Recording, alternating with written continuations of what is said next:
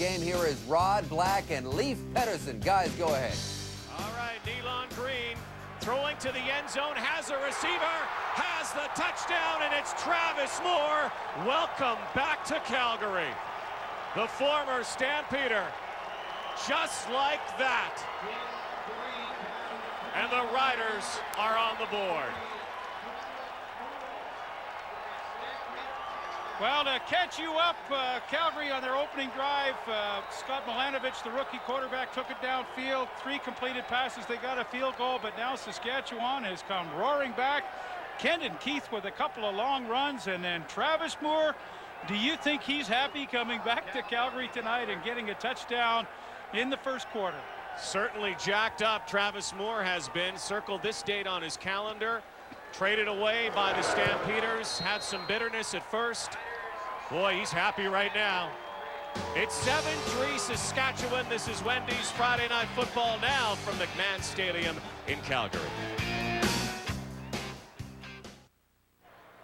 They used to cheer this guy a lot in Calgary when he wore the red and white. He's now wearing enemy colors. Touchdown, Saskatchewan by number 83 from Nealon Green. And good protection up front for Nealon Green. They go 5 receivers, quads to the field. They've got Travis Moore backside against Kelly Malveaux, and he can't handle it on the corner route. A perfect throw by Nealon Green, and boy, oh boy, is Travis Moore ever happy coming back. He signed a lot of autographs in the stands before this game. He's a favorite here, even though he's in opposing colors tonight. Here comes Wayne McGarity. Look out for the special teams here tonight. Wayne McGarity, an outstanding returner. And Danny Barrett, former Stampeder, of course, loves coming back to McMahon Stadium, although his Saskatchewan Roughriders have not won in Calgary since 1989.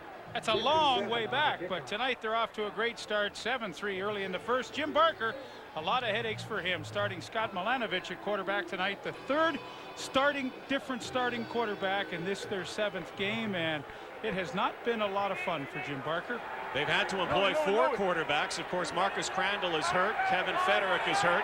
Milanovich gets the start here tonight. Had a great first series. Throwing again. And the catch made by Scott Regimbald from Scott Milanovich. And a pickup of about 5 or 6 yards. Well, it's been revolving quarterbacks for Jim Barker this year. Began with Marcus Crandall, and then, of course, Kevin Federick, the owner's son, got to play. He had a concussion. There's Marcus Crandall, still nursing the hamstring. In fact, he's listed as number 3 on the depth chart. So enters Scott Milanovich, who played for Barker in the XFL. Airing it deep. And Darnell McDonald could not catch up with it. Here is the offense. Tonight engineered, orchestrated by Scott Milanovich. Well, you're going to see a lot of different looks, too. Those are the 4 starting receivers, but they're going to go 5 and 6 receivers tonight, and it's a good offensive line for protection tonight, and they're going to need it. Milanovich, more of a drop-back passer than anything else. He will not beat Saskatchewan tonight with his running ability, but at 6'3", 220, he's got a terrific arm. In fact, we talked in the halftime of the earlier Toronto-BC game. He broke all of Boomer Esiason's passing records at the University of Maryland, so, I mean, he does have some credentials. 6.5 minutes to go first quarter. 3rd down. Duncan O'Mahony punts it away. Kevin Nickerson, rookie for the Riders at his 30. Cuts back to the sideline and is brought down about his 36-yard line. That's where Nealon Green will go back to work. His team leading 7-3. Wendy's Friday Night Football. Another scoring strike for Nealon Green. Pressure to perform perhaps for Nealon Green right now as well, Leif Pedersen. Well, sure, Henry Burris is in camp. He's not quite ready to play, but Nealon Green, a little pressure never hurt anybody. You saw his numbers, only 2 interceptions, a wonderful ratio, 7 touchdown passes. This is a team that so far this season has indicated it's not going to beat itself, and they have evolved, they have matured, and they're a pretty darn good looking football team. Play action to the sidelines for Corey Grant. And Corey Grant does a great hurdling job. Gets up, he's all right, as we just came from that Toronto game and we saw David Allen go into the sidelines. Here is the offense for Elon Green and the Riders. Yeah, and of course they'll use Corey Grant and Kevin Nickerson and Patrick Seaball at receiver. They've got a lot of weapons. A couple of rookies on the left side, Tango McCauley and Charles Thomas, but they have performed admirably. Only 10 sacks given up this year by this group, #1 in the CFL. And Travis Moore back in his old stomping grounds with a touchdown already. Green to Grant again. Grant, what a first game he had of the season. Took a touchdown all the way against the Argos. Here's the front seven for the Calgary Stampeders. Joe Fleming leads the league in sacks with 7. Yeah, they're good up front, and linebackers a little weak tonight. Alondra Johnson out with a groin injury. The secondary, we'll see a lot of different faces tonight. Joey Bozé will come in. Hassan Proverbs. They'll play 7 defensive backs, only 3 linemen. You're going to see a lot of different looks from Calgary on defense tonight to try to stop this high-powered Saskatchewan offense. 1st and 10 from the Saskatchewan 51. Kenton Keith, the guy's got some moves. He's already had 2 carries tonight for 53 yards. Picks up a lot less this time around. Only 5. Kenton Keith was on the practice roster last year for 11 weeks. And boy, Saskatchewan loves to have Travis Moore into the lineup. Well, he's just a huge target. I mean, he's 6'3", playing the inside. He's averaging well over 16 yards a catch, and that's great for a slot back. That means you're really stretching the defense with your inside guys. One more look at the touchdown. A beautiful corner pattern on Kelly Malvo. And once again, this Roughriders working into the wind in this first quarter got off to a great start. 2nd and 5. And an incomplete pass. So they'll have to kick it away. Elon Green and Travis Moore. You're going to hear a lot of that this CFL season. And that was the matchup again. Travis Moore on Kelly Malvo, and it just seemed like a little miscommunication. Moore went to break to the outside, and the ball was in the ground. What a luxury they have at quarterback, though. Again, this was a quarterback factory in Calgary for so many years. And now Saskatchewan has this great treasure chest now with Henry Burris coming back, Kevin Glenn, Rocky Butler. So 4 quarterbacks. And it'll be interesting to see what happens down the road. And we have some movement and a flag on the play.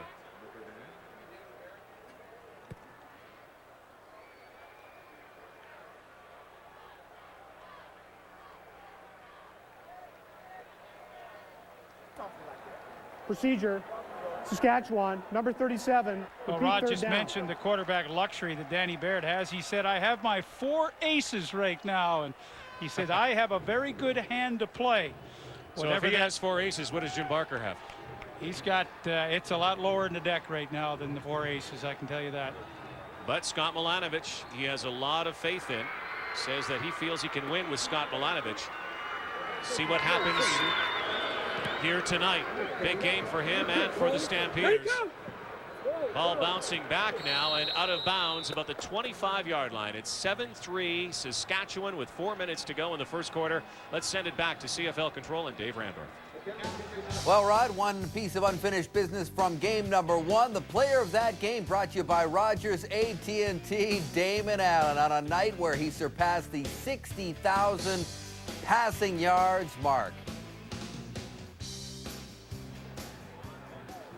Well, congratulations to a classy guy and one of the greatest players in CFL history. And tough way to leave that game tonight. Damon Allen will get an update on his injury. And the Argos beat the Lions on a missed field goal. Scott Milanovich in the shotgun from his 25.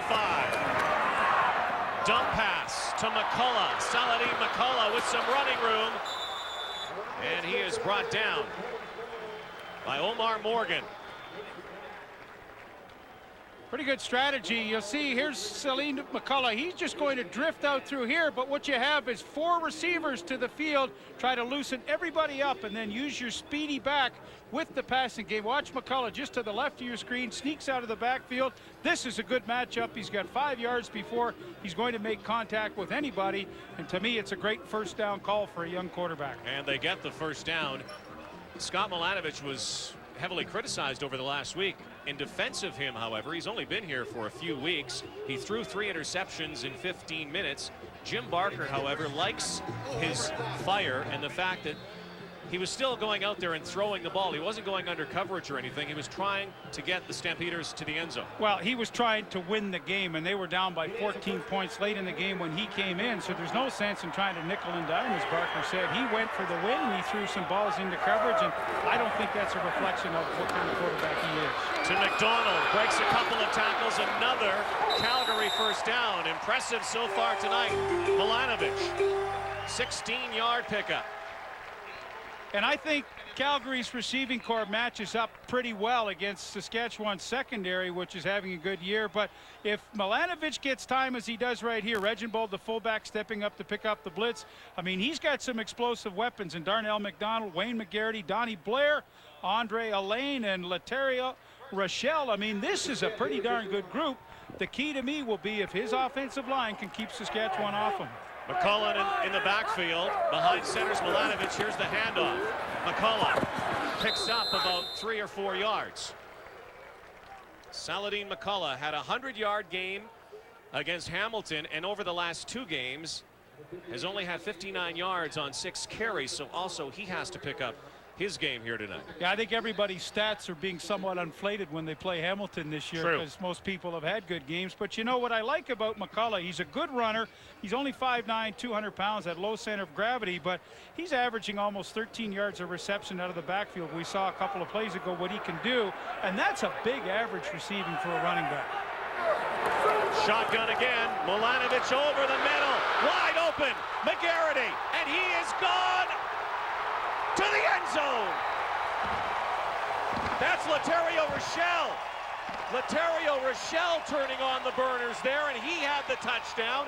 What a play by the Calgary Stampeders. They're like twins, McGarity and Rochelle, and once they get somebody in their rear view mirror, it's off to the end zone.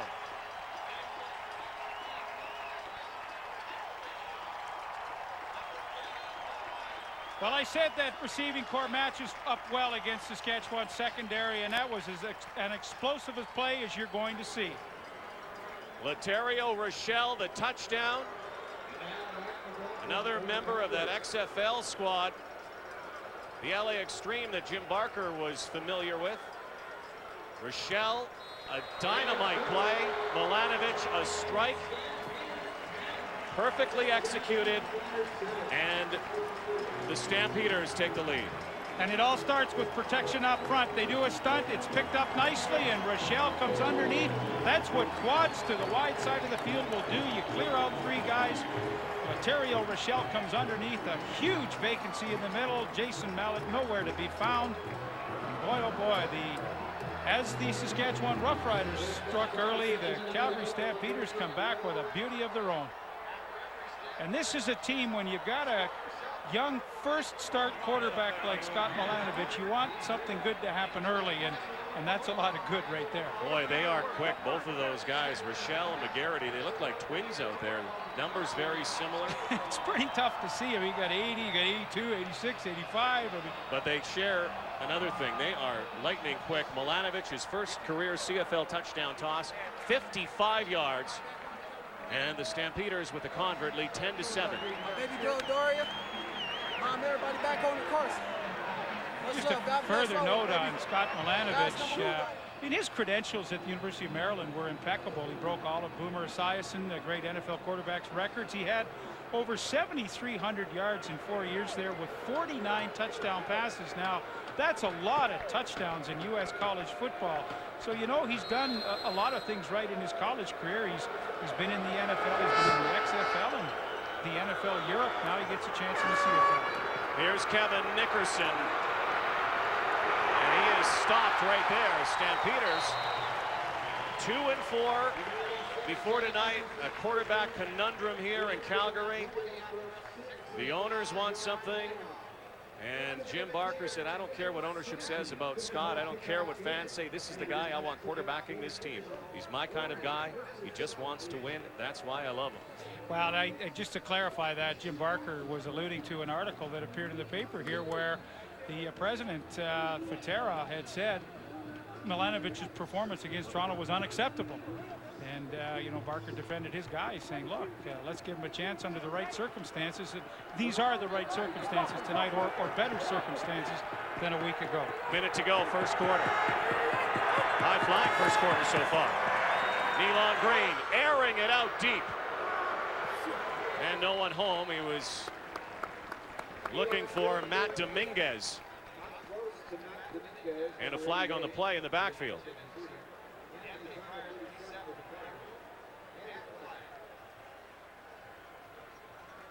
Well, we'll have a look and see what happened. Nealon Green going for the home run to Matt Dominguez on the outside, and he clearly has let the ball go, and Sheldon Napasta came in late, and you've got to leave those quarterbacks alone. They're the greatest asset this league has, and if you hit them late, you're going to get called every time. And Kenton Keith really no match to try to keep Napastuk out of the backfield. Napastuk last year was wearing Rider colors.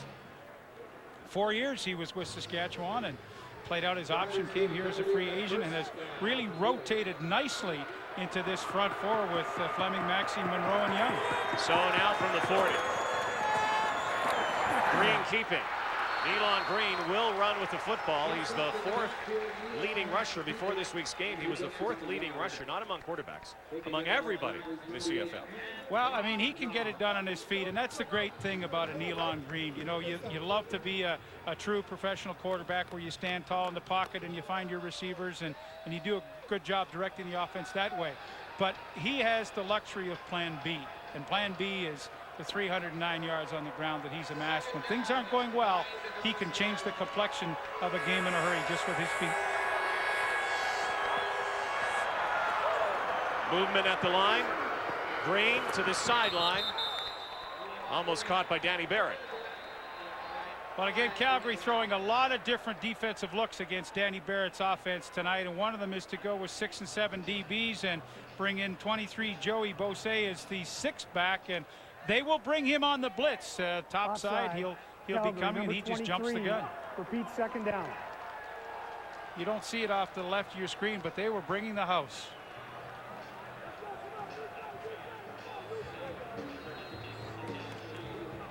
So this should be the final play of this first quarter. Saskatchewan Roughriders have had no luck in this stadium over the years. Trying to turn that around here tonight. Trailing 10-7. Green. Flag on the play. Could be holding. And the catch made by Dominguez. And it looks like it is a holding call. Well, and Calgary went with 7 DBs, only 3 down linemen, bringing Otis Floyd. Saskatchewan, number 54. Repeat, second Jeremy down. O'Day, the center, gets called, but you know that's got to be a concern. If you're only bringing 3 down linemen and a linebacker, and you have to hold and get caught when you got 5 guys blocking or 6, you know, I mean that's tough. You've got to shore up your protection a lot better than that. That pushes the Riders back to the 34-yard line. Although, you know what I've heard offensive line coaches say, Rod, with you got 5 offensive linemen and a 3-man rush sometimes is the most difficult rush to block. Never quite figured it out, but they do say that. 2nd and 14. This could be the final play again of the first quarter. And there's the 3-man rush. Nealon Green better look out. Ball on the ground, fumbled. Saskatchewan gets it back. Anton Young came storming.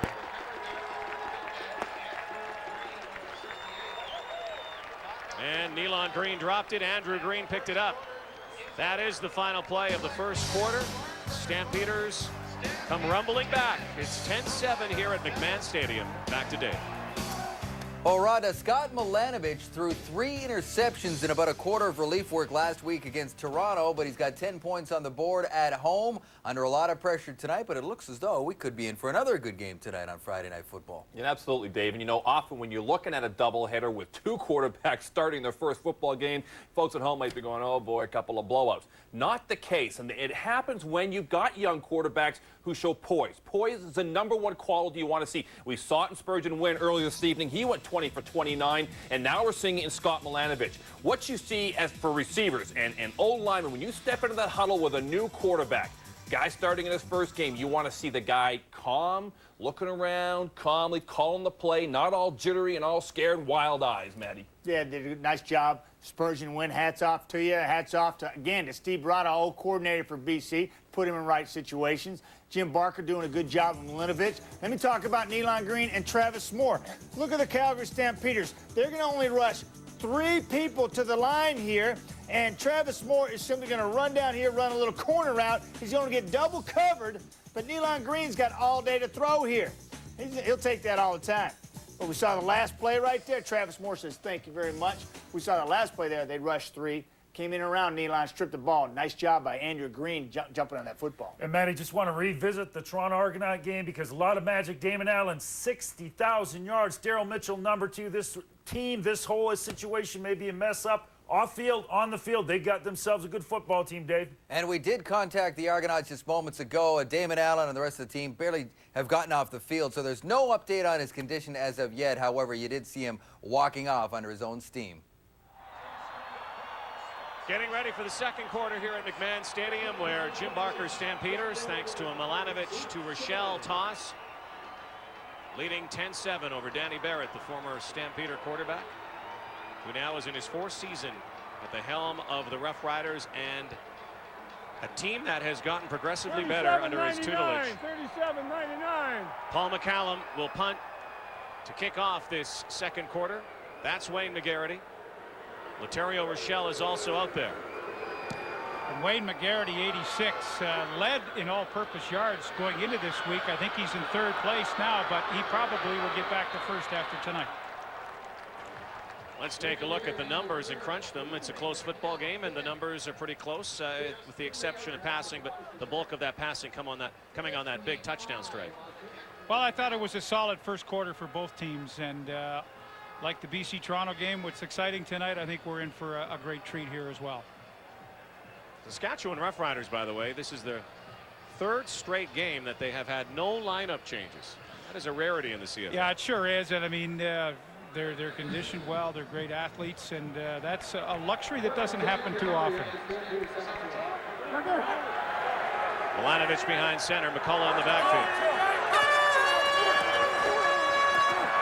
McCullough fights for a couple of yards. Brought down by Jackie Mitchell.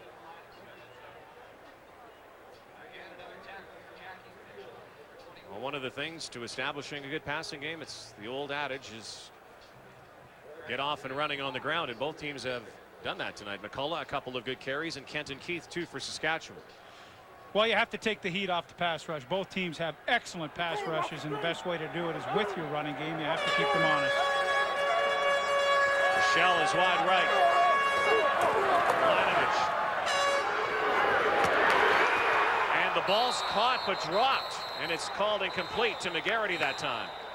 Well, was that ball ever delivered on target? I mean, you cannot fault Scott Milanovic at all for this one. He steps up, he's got McGarity open, it's a good corner route. Look at the way he steps up and delivers a perfect strike over the linebackers.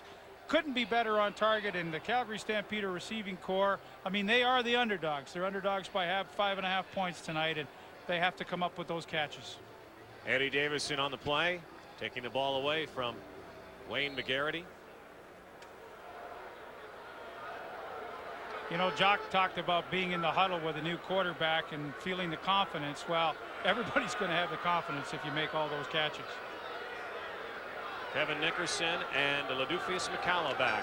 Look out. McLaughlin, Duncan O'Malley, rather, just got that off, and Nickerson is swallowed up near midfield, but that's where the Riders will begin again. Nealon Green back to work when we come back. One of the newcomers for the Saskatchewan Roughriders, Kenton Keith, his numbers tonight. Russ Peake, by the way, is with us on the Calgary sideline. Here's Ken Chillibeck reporting on the Roughriders sideline. Thank you very much, Rod. Just talking about Kenton Keith, obviously having a great game so far, and it's going to be one of the question marks that I guess Danny Barrett's going to have to answer in the next few weeks, because he's got a couple other running backs waiting to get into the lineup. Holmes and Shaw, who were injured earlier in the season, they're going to get ready to get back in the lineup within the next couple of weeks. And what in the heck do you do with Kenton Keith? Mind you, they got a quarterback that's one of the top running backs in the league right now, so you got lots of runners on the Saskatchewan Roughriders team, that's for sure. Well, you bring your running back out and use him as a receiver too. What the heck? Kenton Keith and Corey Holmes and Cedric Shaw, the aforementioned injured backs, and they put up some impressive numbers. But it's a pleasant thing when you got so many players playing so well. Absolutely. I mean, what do you do? Kenton Keith, he's been spectacular here in the first half. And you know, the way Calgary's playing on defense, on 1st and 10, they're going 4 down linemen, only 2 linebackers, 6 DBs. That just invites you to try to run against it with Kenton Keith, and he's had a good start to this game. Looks close to a first down. It is a first down. Kenton Keith did play with the Roughriders last year, although he didn't see action. He was on their practice roster for 11 weeks. And the rushing yards, 58. 10 receiving yards here tonight. Impressive player. Yeah, and rushing, I mean, Saskatchewan's offensive line, the center, O'Day's the only guy that's not over 300 pounds. Zarka, the fullback's about 240. So, I mean, Calgary's just saying, hey, we're inviting you to run with the kind of defensive lineup they've got in there right now. Elon Green to the sideline. There goes Dominguez. And another big pickup, another first down. You can hear the fans cheering. That's because there are a lot of Saskatchewan Roughrider fans here at McMahon Stadium. Well, here's your 4-man front here and only 2 linebackers. I mean, it's a great defense to run, but Saskatchewan crosses up and they get the right guard out, 53 Thomas, and he makes a good block. That's what you need at the point of attack. And look at Dominguez here. I mean, nobody near him, and he's got 6-7 yards before anybody shows up. I mean, that's great first down execution. Elon Green, 1st and 10 from the 28. Travis Moores to his right, goes left. Jason French hit right there by Anthony Pryor. You know, going back to that Dominguez quick screen to the wide receiver look, I mean, that is like a running play the way Saskatchewan does it, because they pull linemen out there and, you know, they try to create the mismatch against smaller people that they have to block. Here's another look. Well, it's a wonderful call on first down. Look at the lineman out front, and I mean, you've got 2 big guys out front. You've got a receiver blocking. That's like running, and, you know, Calgary's got an undersized defense in there right now. 2nd and 6.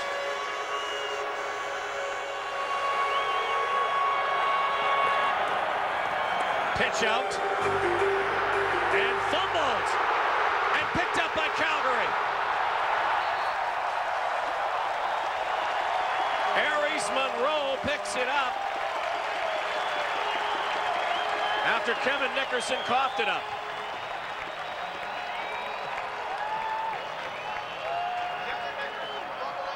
Well, Saskatchewan, here's Nickerson coming right here. They go this way and run the option out here. But that's when the fun starts. The hit comes and Nickerson can't hang on to it. I mean, it's not a bad looking play. It's just that he can't outrun George White right here. White with some great range from the linebacking spot. And then Aries Monroe, as Rod Black told you, comes up with the fumble recovery right here. And, well, what a great defensive play for Calgary. They're going to need a lot of big plays tonight. So Milanovic back behind center again, Saladin McCullough. And he is stuffed right at the line of scrimmage. That is a very impressive Saskatchewan defense. That touchdown they gave up earlier was their first touchdown that they had given up in 10 quarters. First offensive touchdown. Well, they have the best pass defense in the league. They only give up a little over 200 yards a game. They have the #1 total defense in the league. And of course, week in, week out, Reggie Hunt, number 9, you saw there. He leads the team in tackles, 4th in the league. Eddie Davis, there's 29. He came over from Calgary, adds some maturity and depth to the secondary, but it's a tough defense. Milanovic, look out, sacked by that explosive front line, Shante Peoples. Former Stampeder, Brings Milanovic to the turf. And what they have is a lot of team speed on defense. That entire front four. Here's Peoples at the top. This is just a plain old speed rush against Fred Childress. And watch him come. Boom, he just beats him to the outside, and then Milanovic has no chance here. In fact, lucky to recover his own fumble.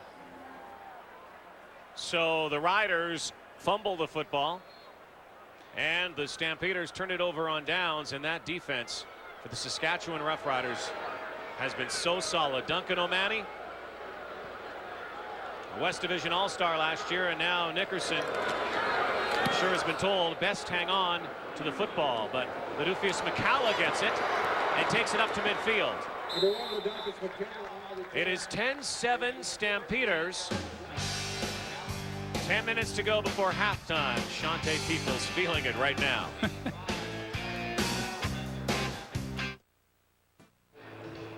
Shante Peoples has 5 sacks this season, 21 on the season for the Riders. For every sack in tonight's game, Perlator will contribute the quarterback's weight in food to a Calgary food bank. Already about 7.5 tons of food have been donated as a result of quarterback sacks, courtesy of the Perlator Tackle Hunger program. Great program. And a great defense for Saskatchewan. Brings the Riders offense back on the field. And Travis Moore with another reception here, the former Stampeder. By the way, they have 21 sacks, the Saskatchewan defense. They had 16 sacks all of last season. Well, that's what you look from year to year. Where have teams improved? And without question, the Saskatchewan defense has improved their pressure, and the result of it, getting a lot more sacks. I mean, that is a terrific graphic to illustrate why this defense is playing so well. And that's why this team is 4-2 and near the top of the West Division. And going to the sidelines, Travis Moore's second straight catch.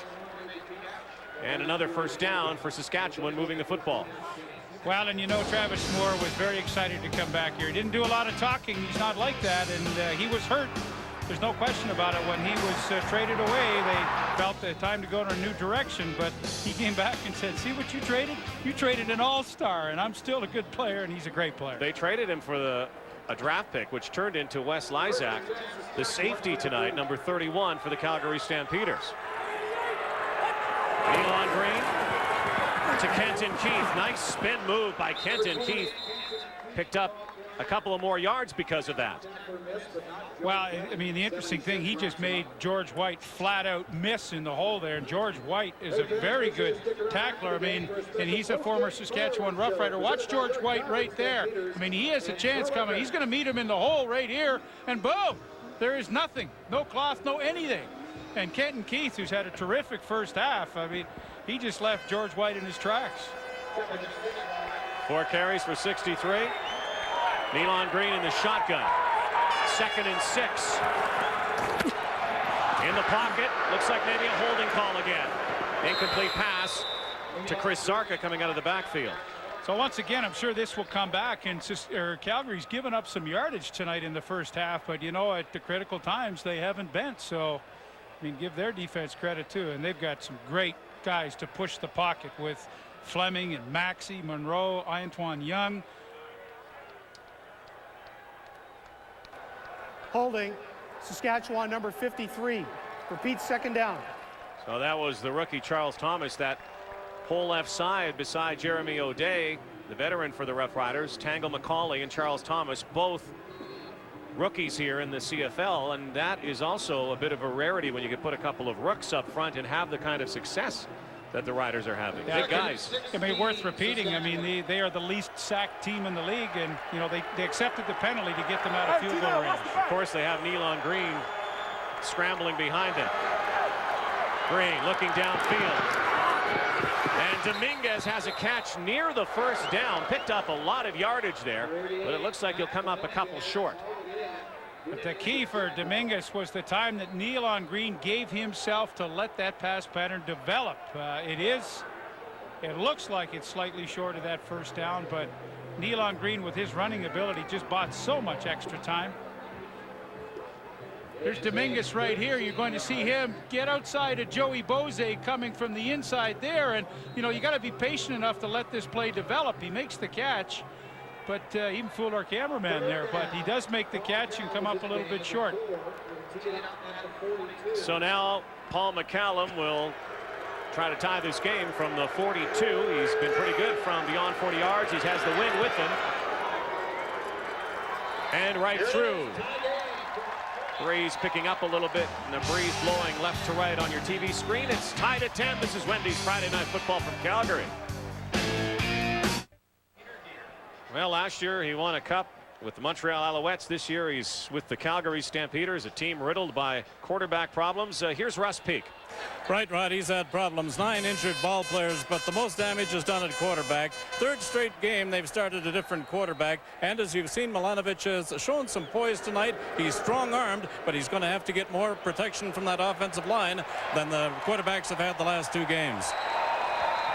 Wow. Booming kick by Paul McCallum right through the end zone. All the way through. Darnell McDonald was back on the return that time. Here comes Milanovic back to work. And you know, to follow up what Russ said, I mean, Milanovic is kind of a standing target back there. He doesn't move around that well, and there are the numbers on all 4 revolving door kind of quarterbacks have been this year. But I truly think Milanovic has shown a lot in this first half. I mean, you know, this is his first fall game. Let's not forget that. And I mean, he has stood tall in that pocket and delivered some real strikes. I mean, I think Marcus Crandall in everybody's mind is #1, but he's got the bad hamstring. And so far, Milanovic, I think, has had a fine performance. Well, certainly a couple of years ago he was, when he brought the Stampeders the Grey Cup. Bobbling the ball was McDonald, who made the catch. You know, this place, this city, has seen quite a passing of the torch. From Danny Barrett and Doug Flutie, they were a tandem. Then Flutie and Jeff Garcia, Garcia and Dave Dickinson, Dickinson and Henry Burris. A constant thread there, with the exception perhaps of Flutie. He had great credentials coming into the CFL. All of those other players, a lot of people didn't know about here in the Canadian Football League, and they had to get a start. They had to get a chance to play, and they took it. Well, they developed some great ones. I mean, the fans here have certainly been spoiled with terrific quarterbacking. Milanovic is picked off, though, by Omar Morgan.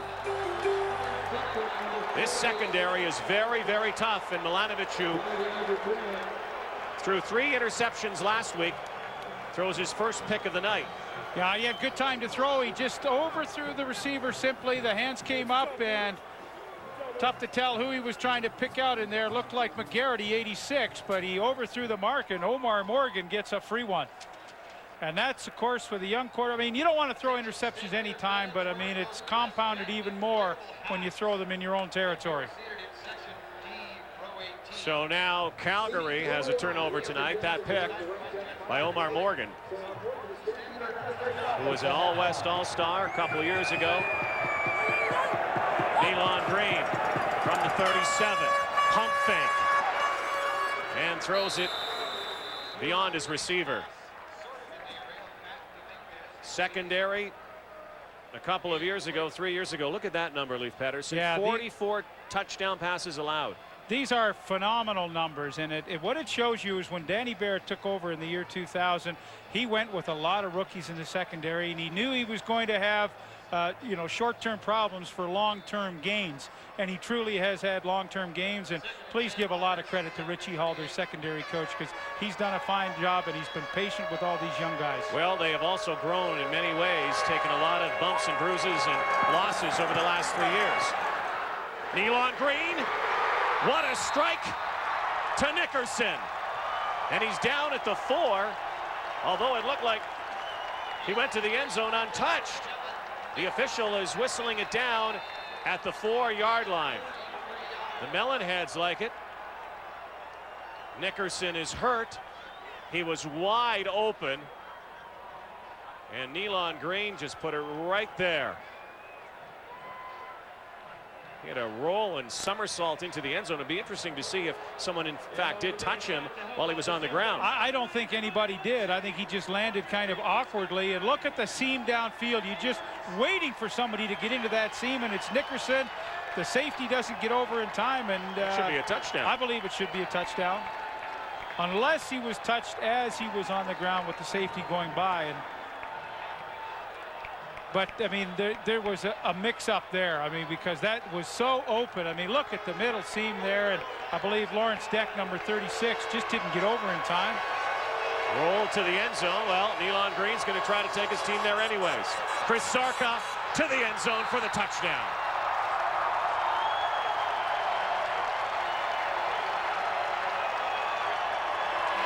Sixth touchdown of the season for big Chris Zarka. No pulling him down. And the Roughriders, with the convert upcoming, go in front again. Well, talk about confidence in your fullback when you'll give it to him from almost 5 yards out down on the goal line.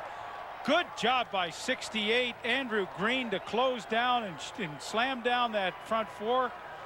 And Chris Zarka with his sixth. He's a big guy, but I mean, that's a long 5 yards to give it to your fullback. And in the shotgun too. So McCallum with the conversion. It's 17-10. Nealon Green. Big pass to Nickerson. Handoff to Zarka. This is Wendy's Friday Night Football on TSN. Well, the officials didn't give Nickerson the touchdown, but there was no doubting the bulldozer Zarka. Well, and the offensive line did a terrific job to allow him to get enough push on their front four that he could just crash his way into the end zone. So the good teams take advantage of turnovers. You have the interception by Omar Morgan, a big long play to Nickerson right here. And that, of course, sets up the touchdown by Zarka. I think maybe he was touched right there. So maybe. And Darnell McDonald bringing it from the goal line up to about the 26-yard line on the kick from Paul McCallum. And Milanovic now trying to recoup. What set that touchdown up, of course, was that interception. Well, and this is where you're going to test a young quarterback. I mean, he's had Saskatchewan take advantage of his miscue very quickly, and although the numbers are good right now, 8 of 11, it is a turnover regardless. It cost him 7 points. Here it is, just a ball that was a little overthrown to McGrady, but this is where you're going to test the mettle of a young quarterback. Can he get and reestablish some momentum for his offense, because he doesn't want to let Saskatchewan start to steamroll. With 4.5 to go before halftime. Second half of our Wendy's Friday Night Football doubleheader. Milanovic dancing out of the pocket. Gives it off to McGarity. And that was a good job stepping up for the protection. They built a perfect umbrella for him. And then when the seam opens up, he's able to step up into it, get past the pressure, and find a receiver. But, you know, this is great poise for, well, he's not a young quarterback. I mean, he's been around, but he's young in this league, and that was a good job to make something out of what looked like a disaster. Been around the NFL, NFL Euro League, the XFL, the Arena Football League, now in the Canadian Football League. His first start tonight. Another dump pass to Reginbald this time. Has the first down. Scott Reginbald picking up some yards after the catch. Well, he threw 3 interceptions a week ago against Toronto. I said at the beginning I didn't think it was a fair test of his abilities because he was put into just an awful situation to try to pull out a game when they were way behind. But tonight is more of what this guy is all about. Those were the numbers a week ago. Don't even look at him anymore, because this is a different quarterback tonight. And timeout just before the 3-minute warning. Scott Milanovic, who had a very good college career, part of the Terps in Maryland. And Milanovic wearing that number 13. And if you watch the play upcoming, you'll see a familiar face, familiar body. Number 10, that is Geroy Simon of the BC Lions, who had a big touchdown again tonight against the Argos. So Geroy Simon played with Scott Milanovic in Maryland, and I would say they probably formed a pretty good combination there. Yeah, and he was a 66% passer in college. I mean, those are great numbers, 7,300 yards, 49 touchdown passes. So, I mean, there's no question he's got skills. Last play before the 3-minute warning. Milanovic scrambling and sliding. On 1st and 10, picks up a couple. He will not beat you with his feet. No. I mean, he got away from pressure there, but that slide was about the half-yard mark. But then again, there are some other quarterbacks in the league who aren't exactly fleet either. I think of Anthony Calvillo and Danny McManus. Danny Mac, yep. 3-minute timeout. 3-minute warning on the field. Haven't had enough football? In about 5.5 hours from now, it's the American Bowl. New York Jets against the Super Bowl champion Tampa Bay Buccaneers from Tokyo. 5 a.m. Eastern, 2 o'clock a.m. Pacific time. Inside 3 minutes now, first half. Milanovic, McDonald, and there is a flag on the play. Interference call. Well, no question, when Darnell McDonald cut to the post, Eddie Davis, number 29, just put the total grab on him. Here you'll see they switch coverage there.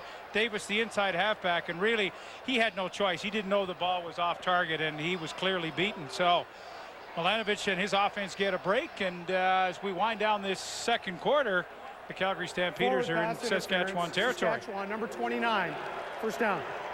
They get 24 yards on the penalty, moving it into Saskatchewan territory. Milanovic's only blemish tonight, that interception. There's Eddie Davis, former Stampeder, third year now with the Roughriders, part of that secondary that's been together for 3 years and growing as one. McCullough in the backfield. Play action. Milanovic to the sideline, and the catch is made by Darnell McDonald. Well, this is a great pattern by Darnell McDonald, who's turned out to be a great receiver. Watch as he gets the push on Ladufius McCalla. Watch the push here, but the notable thing, watch the angle he keeps coming back to his quarterback. That never enables McCalla to break on the football. I mean, that is just a terrific outrun where it turns into a comeback, a good throw to the outside, but that is a terrific out by McDonald. So 1st and 10 from the 32. Milanovic in the shotgun. Going for McDonald again, and he got it! No, he didn't. They're saying it's incomplete. And another flag on the play. Well, this has turned out to be a pretty interesting matchup with Ladufius McCalla and Darnell McDonald. Watch the fight here, and excellent coverage by McCalla, but a super effort. I thought McDonald had it initially, but it went right through his hands. Calgary for 64. Repeat, first down. Jeff Pilon, right tackle. McDonald and Ladufius McCalla, pretty good one-on-one matchup. Last couple of routes. Well, the two Regina corners are terrific. McCalla and Omar Morgan. Morgan has an interception tonight, but these guys are tough to beat, and McDonald's giving them a pretty good workout, though. McDonald and McCalla, and on the other side, Rochelle and Morgan. Looking for Rochelle, and almost picked again. Jackie Mitchell almost picked it off. And he already has 3 interceptions this year. Watch the half-field zone. They're going to try to hit the hook down in here, but what they don't see is the linebacker sliding out. What Milanovic doesn't see is Mitchell sliding out underneath the coverage. There he is. They try to hit the hook, but I swear Milanovic never saw him. But Mitchell snuck out and had 3 picks, one of them for a touchdown against Winnipeg this year. He's turned into a terrific linebacker with great range. 2nd and 20 now from the 42. Milanovic on the slant pattern to Rochelle. Laterio Rochelle hit from behind by Terrence Melton, but right down to the 1st-yard marker, and the Stampeders move it. Laterio Rochelle, a couple of big pass plays tonight. Yeah, and they fake the blitz up here, and what that leaves is a void right up there. So here comes Rochelle into it, and by faking the blitz, they didn't get the linebacker support and coverage as they did on the previous play with Mitchell. And great recognition by Milanovic to see that. He didn't have to try to get it over a linebacker that time, and they keep a pretty darn good drive going with that catch by Rochelle. Rochelle comes wide right this time. McDonald wide left. Milanovic, McCullough out of the backfield. Flag on the play. Picked up about 7 yards. Flag up by the 10-yard line.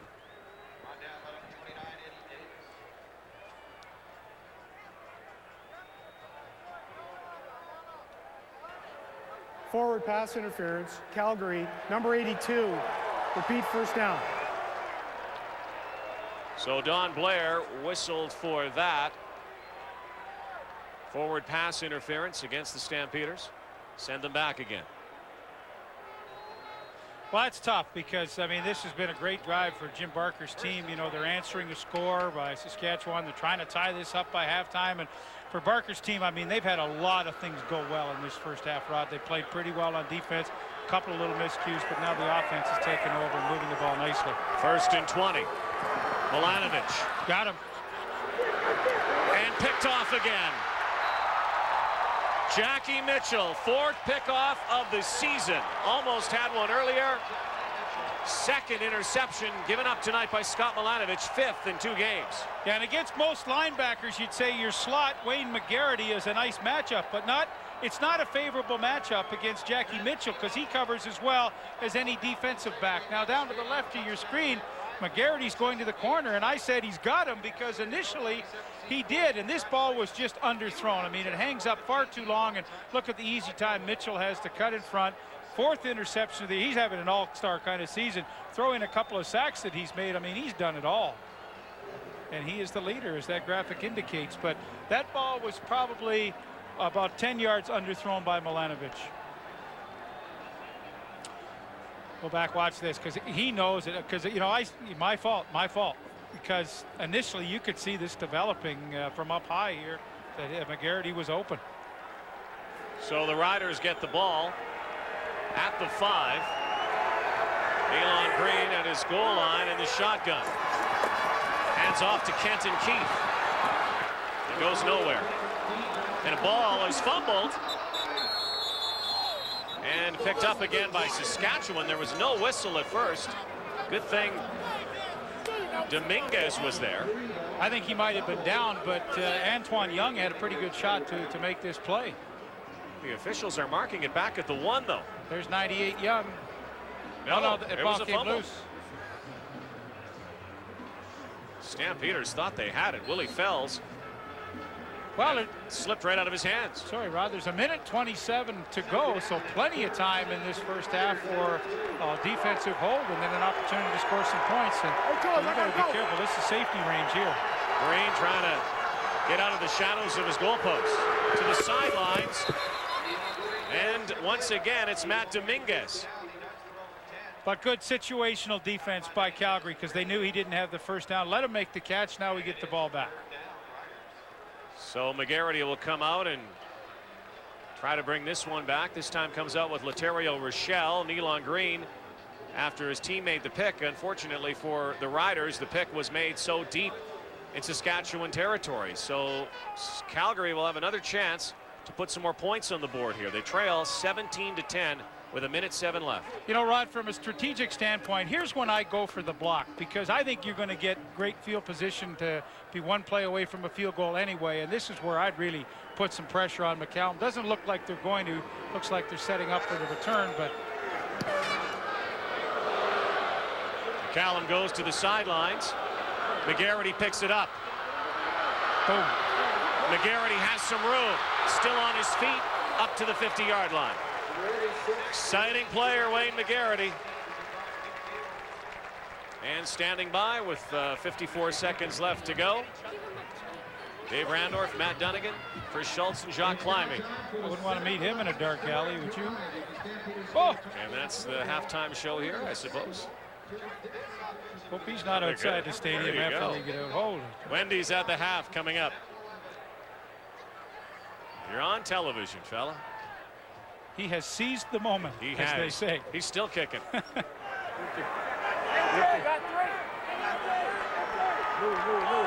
Milanovic, 2 interceptions in his last 2 possessions. Milanovic pass, batted right back in space. And Shante Peoples has had an excellent first half for the Riders. Knocked it down. Sack as well for Shante. Well, that's the great thing about all these defensive linemen on the field tonight. They're all a smart group. Both sides, Calgary and Saskatchewan, they couldn't get the sack. Peoples gets the hands up. You know, there's been a couple of interceptions, but I think all in all, I give a B+ to Milanovic for his first half performance. You're handing out grades, are you now? I am. Good. Milanovic, pressure on, he goes down back at his 48-yard line. And Terrence Melton, middle linebacker of the Roughriders, second year with Saskatchewan. That linebacking crew also should be getting some props. They have played very well this season. And they are a very active group. There is Melton in the middle of your screen, and they come with a little extra pressure, just a little different look. Delayed blitz, then you see Saladin McCullough just waved him by, and his quarterback paid the price.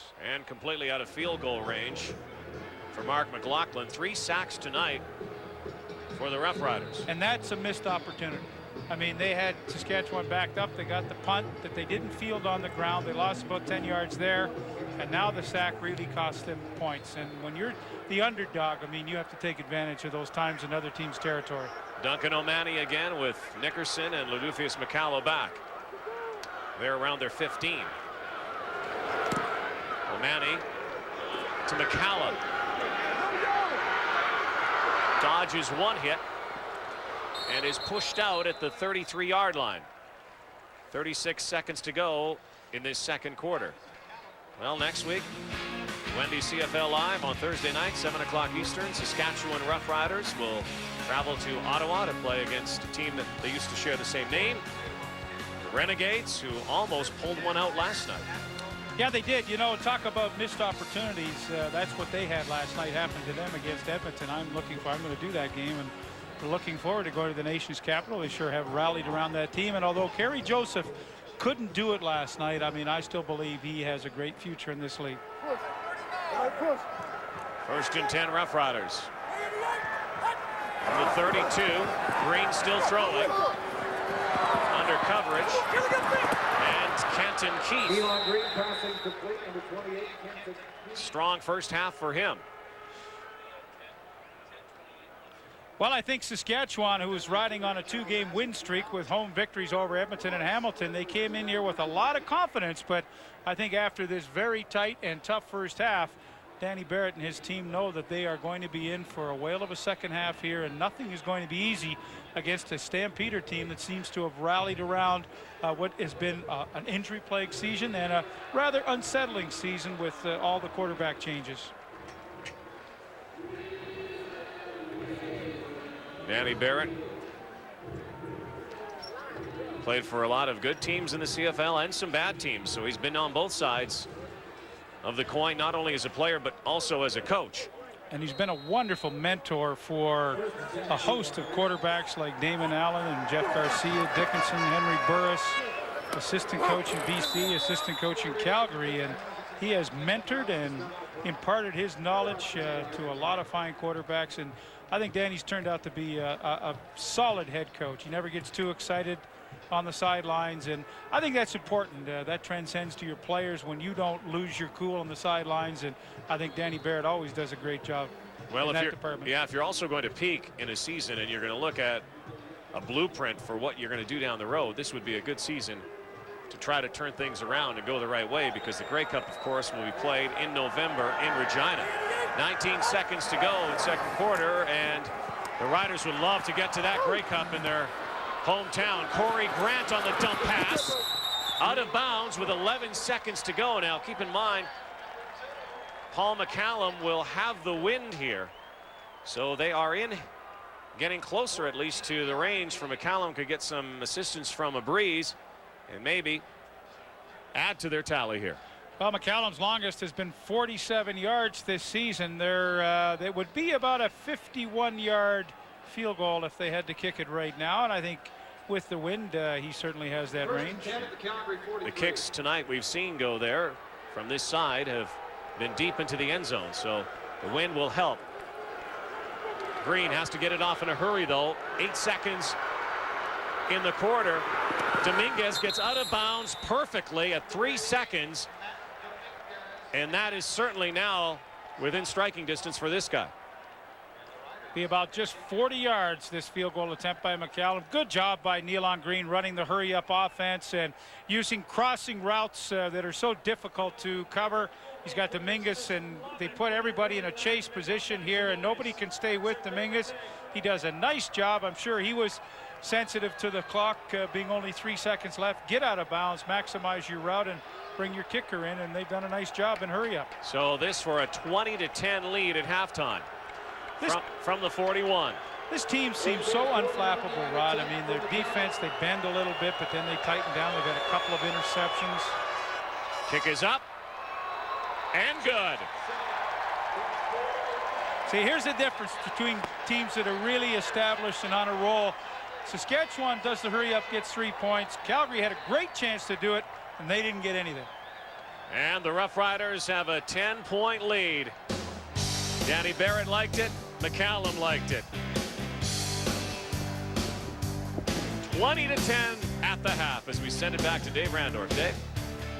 Thanks a lot, Rod. So Saskatchewan comes back in that second quarter with 13 straight points, 10 of them off of Calgary turnovers. But just like we saw against the Edmonton Eskimos, it's all about that Saskatchewan D. Couple of interceptions tonight. They now has 10 as a team that is second in the CFL. That Rider pride is really coming through on the defensive side, man. Yeah, they really are coming together, and I credit Richie Hall for that. You know, the secondary is certainly gelling, ball hawking, but they're getting great pressure up front, and we're going to see Shante Peoples, number 58 from the University of Michigan. Here he is right here at the bottom of your screen. Real simple. Shante's going to come in here, probably get one of the easiest tackles for losses of the season. But you know what? He's tackling a sure-footed runner there that breaks a lot of tackles. Again, here's Shante right at the top.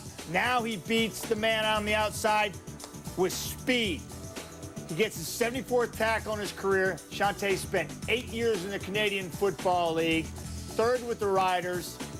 This guy can flat out play. 6'2", 258 pounds, and he's causing some havoc, Schultze, for that Calgary young quarterback. And I love that look. That look on the sideline is the look of a guy who is intensely focused in the game. And I really like this kid, Kenton Keith, because when you look at the running back situation in Saskatchewan, they got a lot of them. The key in CFL football is to have a running back that can do everything. Look at the weight distribution here, the ability to have body control, the footwork. That is a remarkable play.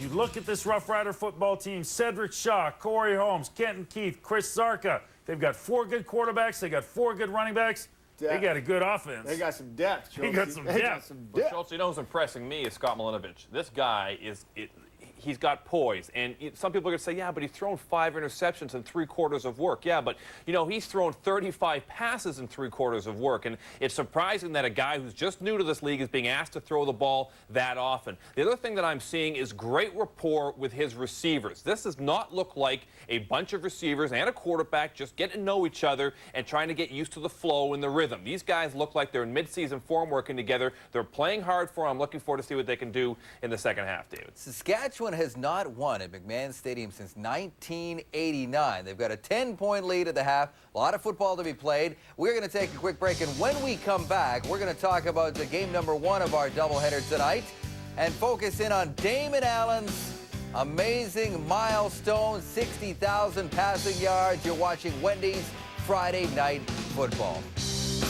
Well, if you missed it, pretty good ball game in game number 1 of the doubleheader, and in the end, the story was Damon Allen. The Argos trailed this game 13-0 at one point. However, Damon and the Argonauts hung in there, forced overtime, and got it done. And more importantly, Damon Allen surpassed 60,000 passing yards, joining Warren Moon and Dan Marino as the only quarterbacks in professional football to reach that lofty mark. And he does it on a night when, most importantly, he gets the win. Give them credit defensively. It was a hard, one of the hardest 140 some yards of what I needed to get 60,000. But the main thing when it's all said and done is the fact that we won. We stayed on the winning streak, and we had to battle. We had to do it a lot different, but we did the things that we talked about. Looks like he's pretty good. I don't want to be a doctor, but what they said is everything's feeling fine. Obviously, him walking off the field, it's back spasms. So it was a little close on the sideline there with the padding, and just called him real quick, and it was a proper call because he was hit in bounds, and so the referee made the adjustment and made the right call. I have difficulty breathing and, you know, turning to my left. But I think it looked a lot worse on television. But, you know, I'm thankful that, I'm okay. Yeah, it did look bad on TV. They're commenting on a hit that he took in overtime. There's a hit. More coming from that guy right there, Shante Peoples.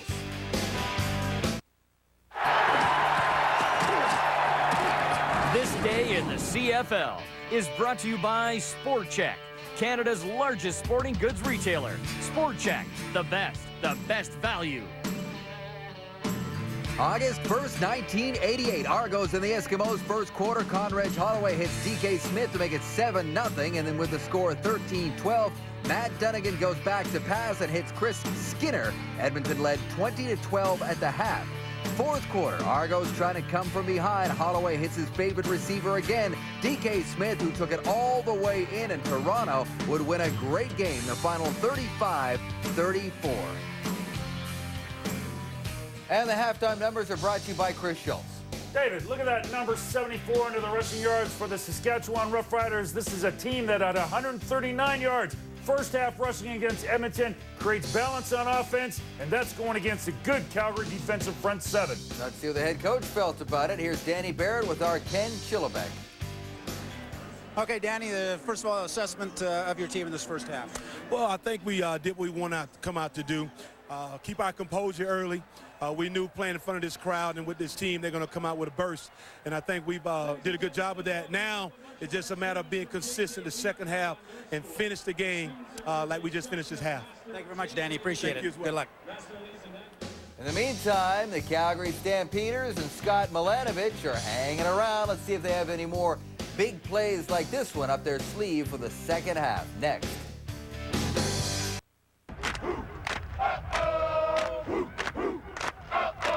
1, 2, 3.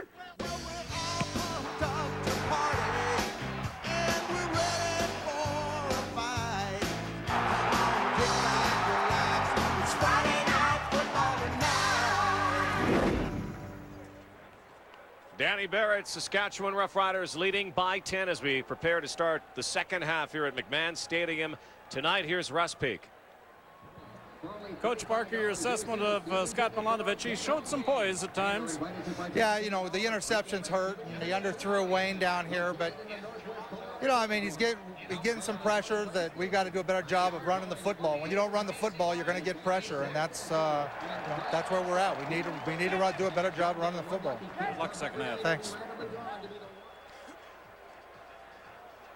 Scott Milanovich, first start, and at times looked very sharp. A couple of other times, not so sharp. 2 interceptions. Well, and I think Jim Barker was correct in his assessment. I mean, you can't just let a good front four like Saskatchewan tee off on every play on a drop back kind of quarterback that doesn't have tremendous mobility. So you have to run the football a little bit. The only thing, Rod, is, you know, we are getting to a stage at 20-10 where, you know, how much more are you going to run the football? I think to begin the third quarter, you can certainly try to establish it, but if you don't do anything quickly, you know, you're going to run out of time, and then you're just going to let Saskatchewan, you fall right into their hands again. So we might see more Saladin McCullough here in this third quarter. McGarity at his 20. Finding a bit of a seam, taking it up to the 37. And here comes Milanovich, and I'm sure Jim Barker and the rest of the offensive coaching staff had a good conversation with him to see what was working and what they can try to do more of. Not surprised by Milanovich. His Nealon Greens are flawless. I mean, again, no interceptions. He's only had a couple on the season. Now he's thrown 8 touchdown passes. I mean, this guy is just playing better and better every week. And, you know, he alluded to Henry Burris being in camp.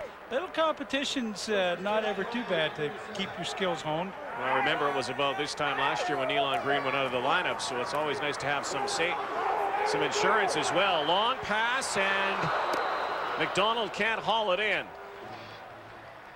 And boy, that couldn't have been thrown any better by Scott Milanovich. My, oh my, they begin the third quarter with a hitch and go against Ladufius McCalla. And Darnell McDonald with some terrific speed and some good size at 6'3". It's a nice matchup, although McCalla's a great corner, but My, oh my, that ball couldn't have been thrown any better to the outside. That's where you hope your receiver adjusts and just drifts towards the sidelines, but McDonald just couldn't come up with the catch. Those two corners, Omar Morgan, Ladolfius McCalla, have been all over the Calgary receivers tonight. The only time it was sprung was early on when Laterio Rochelle took it to the house on a big pass and run play with Milanovic. Travis Moore got the first touchdown, and then Rochelle scored for Calgary. Chris Sarka getting the other touchdown in this ball game. Well, one more look at McDonald. I mean, McDonald's been nothing short of brilliant. 3 straight 100-plus games, and in fact, against Montreal this year, he had 210 yards receiving, which was the 4th highest in Stampeder history. So, you know, he's been a great asset. You look at missing Albert Connell, a great receiver. He is not in the lineup tonight. I mean, this team has some good guys. But again, with a young quarterback, you just desperately hope that they can make the plays. And, you know, this would have been a great catch, but certainly makeable. Tough to establish a running game as well. Lawrence Phillips was brought here for that main purpose. He's injured right now. 2nd and 10 from the 37. Milanovic throwing. Catch could not be made. Blake Mahan into the ball game for McDonald, and that looked like it was on the numbers. And unfortunately, this isn't the fault of Scott Milanovic, but this is not the way you want to begin the second half with a 2 and out. 2 balls that could have been caught. I'm not sure Mahan could have got the first down, but you know, you've just given Saskatchewan 3 points to end the second quarter. Now you come out and you do a 2 and out and you give it back to a Nealon Green that's been red hot. You can see the concern on Jim Barker's face because this wasn't the start that he envisioned. O'Mani from his 24. Nickerson and also Ladolfius McCalla. Nickerson fumbled the football and got it back. Riders will start at their 40-yard line. They have a 10-point lead from McMahon Stadium in Calgary tonight on TSN. Welcome to Cattle Country. Steer wrestling CFL style all season long. Turn it on. With Jim Barker at the helm, a new face for Stampeder football. Not sport penalties. It's all about attitude in here. It always has been. Because your job is on the line every day. TSN, the voice of football. Still the Wild West, loud and proud. Well, Nealon Green began his career with the Toronto Argonauts, went to Edmonton, was in a quarterbacking situation there, was the odd man out, went to Saskatchewan, 2nd year, and now guess who's back in the mix? Henry Burris. Went to the NFL, tried to make it there, was cut by the Chicago Bears. Used to wear number 1 when he was with the Roughriders. He'll wear number 10 when he comes back. Ladolfius McCalla now with number 1. And so Burris is back. When he will get back, we're not sure. Why don't we find out? Here's Ken Chillibeck. Thank you very much, Rod. Yes, Henry is back in Calgary, of course, back in Saskatchewan. You're waving a lot of your fans up here. You have a lot of them in Calgary. Oh, it feels good to be back here. I mean, this is where it all started for a lot of us, and you know, I'm not with Calgary no more. I mean, I'm with a very good team now, and that's the reason why I'm just definitely taking my time. Just being able to sit up in the press box right now and see it from a different point of view, and just watch Nealon do his thing. But I definitely should be ready to go very soon, possibly next week. But we'll just you know, wait till this practice and see this week. Yeah, what is your timeline? I mean, when do you expect to get back into uniform with this team, with your old team, your new team, whatever you want to call it? Well, of course, soon as possible. But you know, with the way these guys are playing, especially Nealon, it's giving me opportunity just to take my time and just adjust to the size of the field, throwing the ball again, and just the little things with the offense. So hopefully this week I'll be able to be ready to go versus Ottawa, because that'll be a big game, making an Eastern trip. So soon as possible. But again, I'll sit down and talk to Danny Barrett just as we did this week, and just you know, confirm with him whether I'm ready to go or not. Just talk about, I guess, I know you had to make a decision of where to go. Was Calgary one of the options? Definitely. I mean, coming into the whole picture, I mean, we weighed in every team except for probably Montreal and BC with their situations. But, you know, the thing we want to do is make sure we hear what everybody has to say before we make, you know, just before we boil it down to a couple teams and then the final League One. But Saskatchewan had a strong backing because of the fact of my history there, my relationship with the players and the coaches, the fans, and I mean, hey, after it's all been said and done, it's great to be back. Okay, Rod, back to you. Well, Nealon Green has the job right now, doing well with it. Hands off to Kenton Keith for a loss. And Henry Burris, who they liked him in Calgary too, but they loved him in Saskatchewan. Look at the numbers from a few years ago, 30 touchdowns. But the record, the big one, 5-12-1 in 2000, and of course went to try to find employment with the NFL. Well, you know, Danny Barrett simply said he felt, Henry felt like he had unfinished business with us. He said his heart wanted to come back to Regina. So, I mean, hey, that's always a good thing to have somebody want to come and play for you. And he's just not ready yet physically. His mind is, but physically he's a week away for sure. Green dancing, but will be stopped just back to the line of scrimmage. So Saskatchewan will have to kick the ball away. And it'll be interesting to see how this evolves, and not to make too big a deal about it, because every coach would love to have the depth that they have. But I mean, when you sign a Burris, I mean, I don't think you're signing him to hold the clipboard for too long. Well, Henry Burris, you know that is going to make it very interesting, and that is a great competition there between he and Nealon Green. Well, I'm a big fan of the way Nealon Green has played, and he has not beat himself. He's got a great defense, and when you're a quarterback that has the #1 defense, don't think that doesn't play into your mind when you think about, do I or don't I take a lot of chances. McGarity with the ball, trying to find some room outside, has had nowhere to go tonight. Returning for the Stampeders, Stamps looking to come back here, trailing by 10. They'll try to establish the running game. Saladin McCullough is stuffed by Jackie Mitchell. He had a great first half, pick off, a couple of tackles. Reggie Hunt was kind of quiet on that side. They've been kind of running it away from Reggie Hunt, who, by the way, is the defensive player of the month in the CFL. Andrew Green was the offensive lineman of the month. So the Riders being honored, and they should be with their terrific record so far. Well, you know, the nice thing about them each year, they've upgraded talent, and I mean, this is a solid football team, and full marks to the way Roy Shivers and Danny Barrett have developed this group.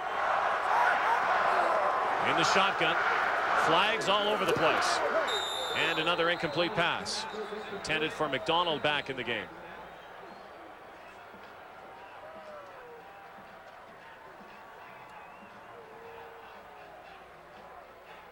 Well, again, this has been a battle we've watched all evening long, and McDonald on McCalla. McCalla has such great speed and anticipation as he breaks on the football. However, his defense will get called for an offside penalty. Scott Schultz jumped a little early, but boy, Ladafis, McCalla, Omar Morgan, terrific corners. Fun defense to watch play.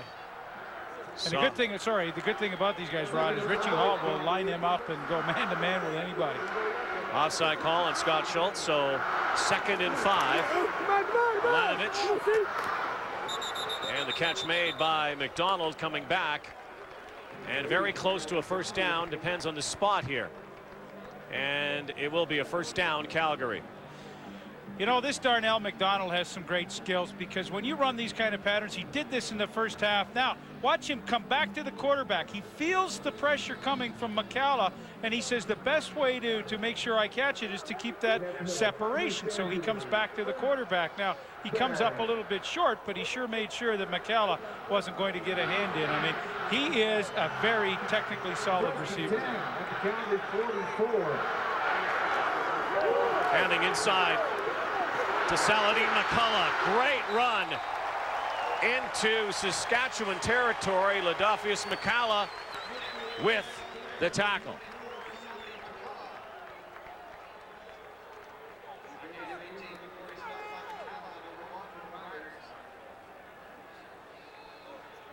Well, here's the other aspect of receiver. You got to block for your pals downfield. McDonald didn't get much of a block, but McCullough, and this is what Calgary needs in this third quarter. If they can mix it up, I mean, they don't have to run every play, but if they can mix it up just enough, they'll keep the heat off Mlanovich. McCalla brings down McCullough. Mlanovich to the air.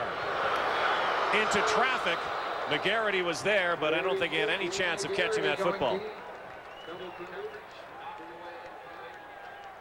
Well, there's no question Milanovic likes to stretch the defense. He's been willing all night to go downtown over the top against this Saskatchewan secondary. I mean, you know, obviously you like to complete some passes deep, but I mean, at least what it does is put the mindset that they're going to go downtown. He goes to the well, doesn't he? Oh, he does. Well, you know, he's in a great spot. I mean, he knows that Marcus Crandall is #1, and he's got a chance to come in, and you know, everything is upside for him. Milanovic pump fake, throws it up, and no one's there, and it is picked off by McCalla, but there is a flag on the play.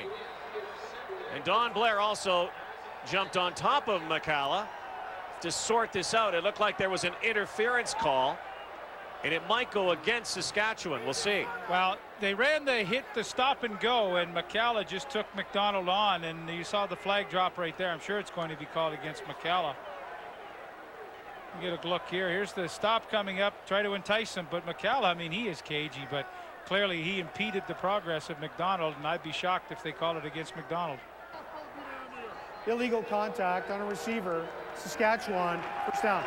So McCalla sends Calgary a little closer and keeps their drive alive here for Milanovic.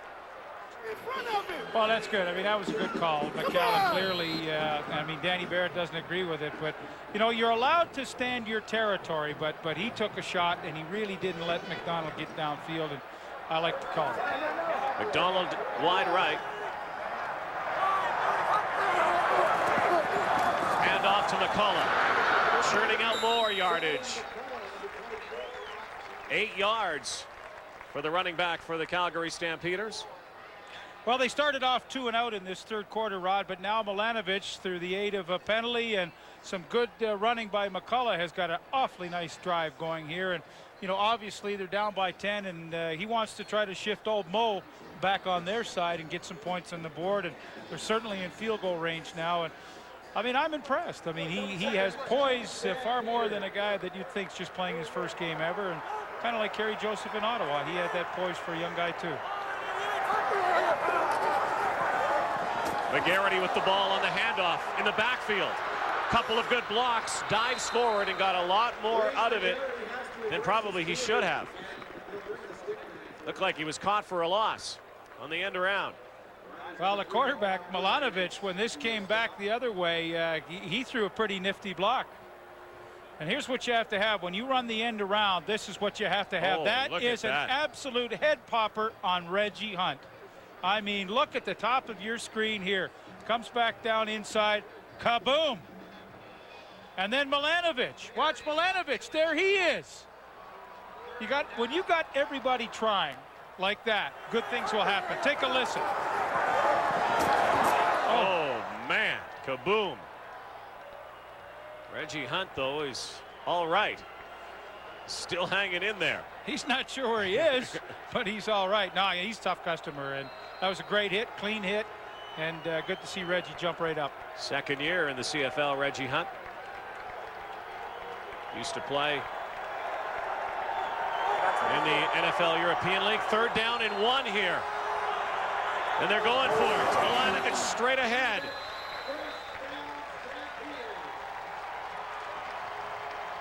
So they're moving the football here. That penalty helped, of course. And they're controlling the clock nicely here in the third quarter. Well, Jim Barker has a lot of faith in Scott Milanovic, and he just said he worked so hard. Leaf, he comes into practice with me at 6 o'clock in the morning to watch film, and now the collective bargaining agreement says you can only have players for 4.5 hours a day. But Scott Milanovic has put a lot of time in to try to prepare himself, and if plan A is not there, he feels like he's comfortable to go to plan B, and I think he's done well with it tonight. Milanovic looking for McDonald, got him. Pickup of about 7 yards. So it'll be 2nd and 3. So Darnell McDonald has really done it all tonight. He's made some terrific catches for his quarterback. He's gone downfield and made some key blocks. Here McCalla respecting the deep threat, and that's what that stop and go does. Now McCalla's loosened up and given him a little more room. So when you go over the top, sometimes even though you don't complete it, you reap the rewards a little later on. McDonald and McCalla again. Wide right of Milanovic. Twin backs now. Hands off to Regimbald and carries 3 or 4 players for another Calgary first down. And they say the ball was fumbled. The whistle looked like it had blown earlier. And it is Calgary ball, and it is another Calgary first down. I think the offensive line of Calgary's done a terrific job on this drive. They're controlling the line of scrimmage. They're pass protecting well, and they're getting good surge and push when they've chosen to run with the football. And, you know, so often these games are one up front. If you can pass block and if you can run block and control that line of scrimmage, good things will happen. And that is what occurred on this drive. 12th play of this drive from the 17. Play action. Milanovic looks for Regimbald and has it picked off again. Reggie Hunt still on his feet, had his helmet knocked off earlier, and then comes back. A huge blow to Milanovic and the Stampeders. Another interception, 3rd of the night. And a huge one here. Stampeders threatening to score, and Reggie Hunt snuffs it out. CFL Defensive Player of the Month, Reggie Hunt, lost his helmet earlier, and then Calgary lost the football right here. There's the hit. I think he's been involved, but a throw that really needed to have a lot more airtime by Milanovic. I mean, a good play by Reggie Hunt. Yes, he made the interception, but that, to me, was the first really bad mental mistake that Milanovic has made tonight. 6 interceptions now in 2 games for Milanovic. Nickerson is tackled. Scott Milanovic had his team in the red zone. They had a 12-play drive that ate up almost 7 minutes on the clock. And then he had to put his head down and also make the tackle. But Rod, it's a clear example of why, you know, teams are 4-2 and teams are 2-4. I mean, how many times are you going to get down in scoring position against Saskatchewan? Not that many. So when you do, you've got to take advantage of it, and they really gave a good opportunity away. Again, a testament to the Roughrider D, though, to the sidelines. And look at this. Brought down, but another first down. Matt Dominguez. He's made a few catches, and now a flag flying on the play. And that might be against Dominguez, who came back after he was pushed out of bounds. Yeah, and I don't really understand Dominguez here because, I mean, you know, if he wants to stay in bounds and take on all those tacklers and try to make some yards after the catch, which is great, I mean, you got to expect to get hit here, and we'll see how they call this. I mean, here it is. I mean, he's a warrior. He's fighting hard here. Look at this. Objectionable conduct. Saskatchewan. It's a dead ball foul. It's first down. I mean, he gets called. I mean, you got to have a little more poison. I mean, he's a terrific receiver. I'm sure he's a great guy and all that stuff, but you know, you can't take those kind of penalties because you want to take everybody on out there. Then he got pushed a little late, maybe by Lysak, but no big deal. Well, 6 catches for 76 yards tonight for Dominguez, but a penalty. Still 1st and 10, though, from the 27 now. Green out of the backfield for Kenton Keith. Little shake and bake. Another shake and bake. Spinning. Picks up 5. Well, he is a fine back, this Kenton Keith. Well, I think that's a good call against the defense that Calgary's running. Essentially, it's a 4-man front with 2 linebackers, 6 defensive backs. Why not make those DBs make some tackles? Again, Danny Barrett's going to have decisions to make once more bodies get healthy, like Corey Holmes and Cedric Shaw. This is Marcel Belfay, the offensive line coach, offensive coordinator. Busy guy over there. Always better when you're winning, too. He's got a great group to work with. I mean, the offensive line is pass protected well. They're the best in the league at that. And then, of course, you look at the weapons that they have to work with on offense. And, you know, it was so impressive the way Saskatchewan started this game, establishing Kenton Keith early with a lot of yardage in the first half on the ground. And then, of course, going to their passing game, which we know is so solid. 4 minutes, 10 seconds left in this third quarter that was eaten up by that big drive by Calgary that resulted in nothing. Neil on green. Kevin Glenn is there. That's number 5. Rocky Butler is number 12, and then number 10 comes into the mix soon. Henry Burris. Now Burris, of course, we showed you those highlights earlier. When he was with Saskatchewan, he had number 1. His preference was number 10. Dan Farthing had that number. When he went down to Chicago, he had his number, but then he had to give it up to a guy named Cordell Stewart for $7,500 US. Now apparently Ladolfius says, I give up my number, but maybe for some of that kind of cake that you gave Cordell Stewart. We'll take a break with an injury on the field. It's 20-10 Saskatchewan. This is Wendy's Friday Night Football on TSN.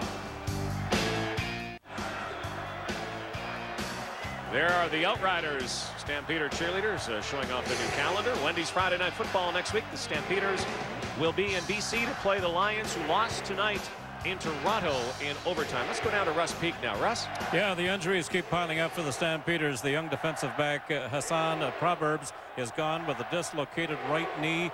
He's been rotating or alternating at that safety spot with Wes Lysak. All right. Thank you, Russ. Lysak's in the game, number 31, who... Well, I got 7 DBs in here on a 2nd and long situation. Looked like there was movement at the line. No flags, however. But Lysak came over in the trade for Travis Moore, who was a big target for Neil Green early in the ball game. In fact, the first touchdown, but we haven't heard much of Travis Moore since that time. Well, it's the coverage too. When you go 7 defensive backs, what that allows you to do, and 5 receivers, you can come up and play man-to-man, and you still have 2 guys free to protect over the top. So that lets your secondary be very aggressive, and I mean, good strategy by Calgary, because they really have, in fact, taken Travis Moore out of this game in the second half. Paul McCallum improving his average here tonight. Wayne McGarity back. He has been kind of quiet, but at any time can break one.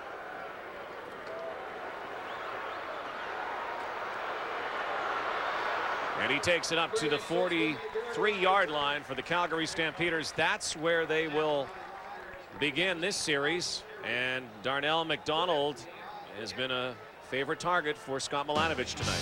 Well, he's a true weapon on the outside, and he has been active. He's made some good catches. He's made some great blocks and caused a few penalties. The one right there by McCalla, and that block, and one more. That might be the block of the year. Kind of reminded me of the way I used to block. Why are you looking at me like that? Where? Where? In the post-game party? The post-game party. You used to wear the green and white, though, and we were just looking at that today. I noticed some of those punt return numbers. You were the leading punt returner 1974. I'd forgotten. That's when there was no blocking, you know. Did you see that big average? 5.3. But wait a second. And they had to give you 5 yards. You got 5 yards anyway. So, 0.3, what's wrong with that? Special teams were a little weak that year. Oh, gee. They said, Leaf, all we want is no fumbles. Well, there you go. Yeah, I did my job. Well, nice night for football tonight, and a lot of fans wearing green and white coming from Regina, making the trip here. And you know what? When they're done tonight, they can get home, and they can also turn on the telly and watch the NFL on TSN in, well, I don't know, 5 hours or so. Super Bowl champion Tampa Bay Buccaneers and the New York Jets. It will be tough again this year, John Gruden's Bucks. And that game in Tokyo, the American Bowl, 5 a.m. Eastern. Of course, it's in the morning already back in Eastern Canada, 2 o'clock a.m. Pacific time. As exhibition football already begins. NFL season just around the corner. But another great night here at McMahon Stadium. 34,260, the 31st consecutive game over 30,000 people. Isn't that something? I mean, that's truly a credit to the fans of Calgary, the way they support this team. They have a season ticket base of a little over 23,000, which I suspect that's the highest. I'm not sure Edmonton is at that level, but I believe that season ticket base is the highest in the league. It'll be very close, but they've done a great job. These are great fans, and of course, Rod, there are Rider fans in every CFL city. And it looks like concession sales are good tonight as well. 1st and 10 from the 43 of Calgary. Milanovich's team only down 10. Lots of time left. Out of the backfield is McCullough. Uses that spin move on almost every possession, and it works. And Andre Brown with some tremendous speed from the defensive end spot. Number 95, holy smokes, did he ever go on a chase mission? 5-yard pickup.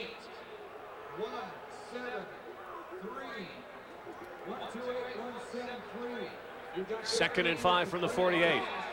Stamps will have to get it done. They have to get it done in the red zone if they get there. Crossing pattern here. McGarity with the football and a first down, and running room on the sidelines. He dives for a big gain.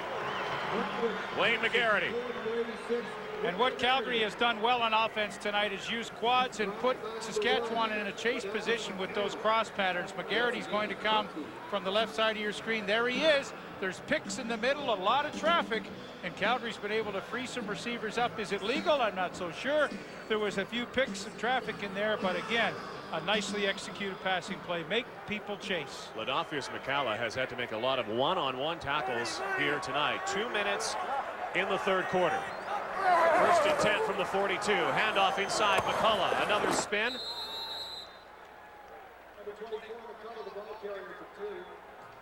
And a pickup of about 2 or 3 yards. And Saladin McCullough, of course, is playing primarily as the starting running back because of the absence of Lawrence Phillips, who was injured. And of course, he came over from Montreal, where Jim Barker was one of the coaches last year. Yeah, and of course they didn't get the mileage out of Phillips that they would like, but I mean, I like the look of Saladin McCullough. He's another XFL guy that was with Barker in LA, and Barker knows him well, and I think he's played well tonight. 2nd and 8. Milanovic in trouble, goes down.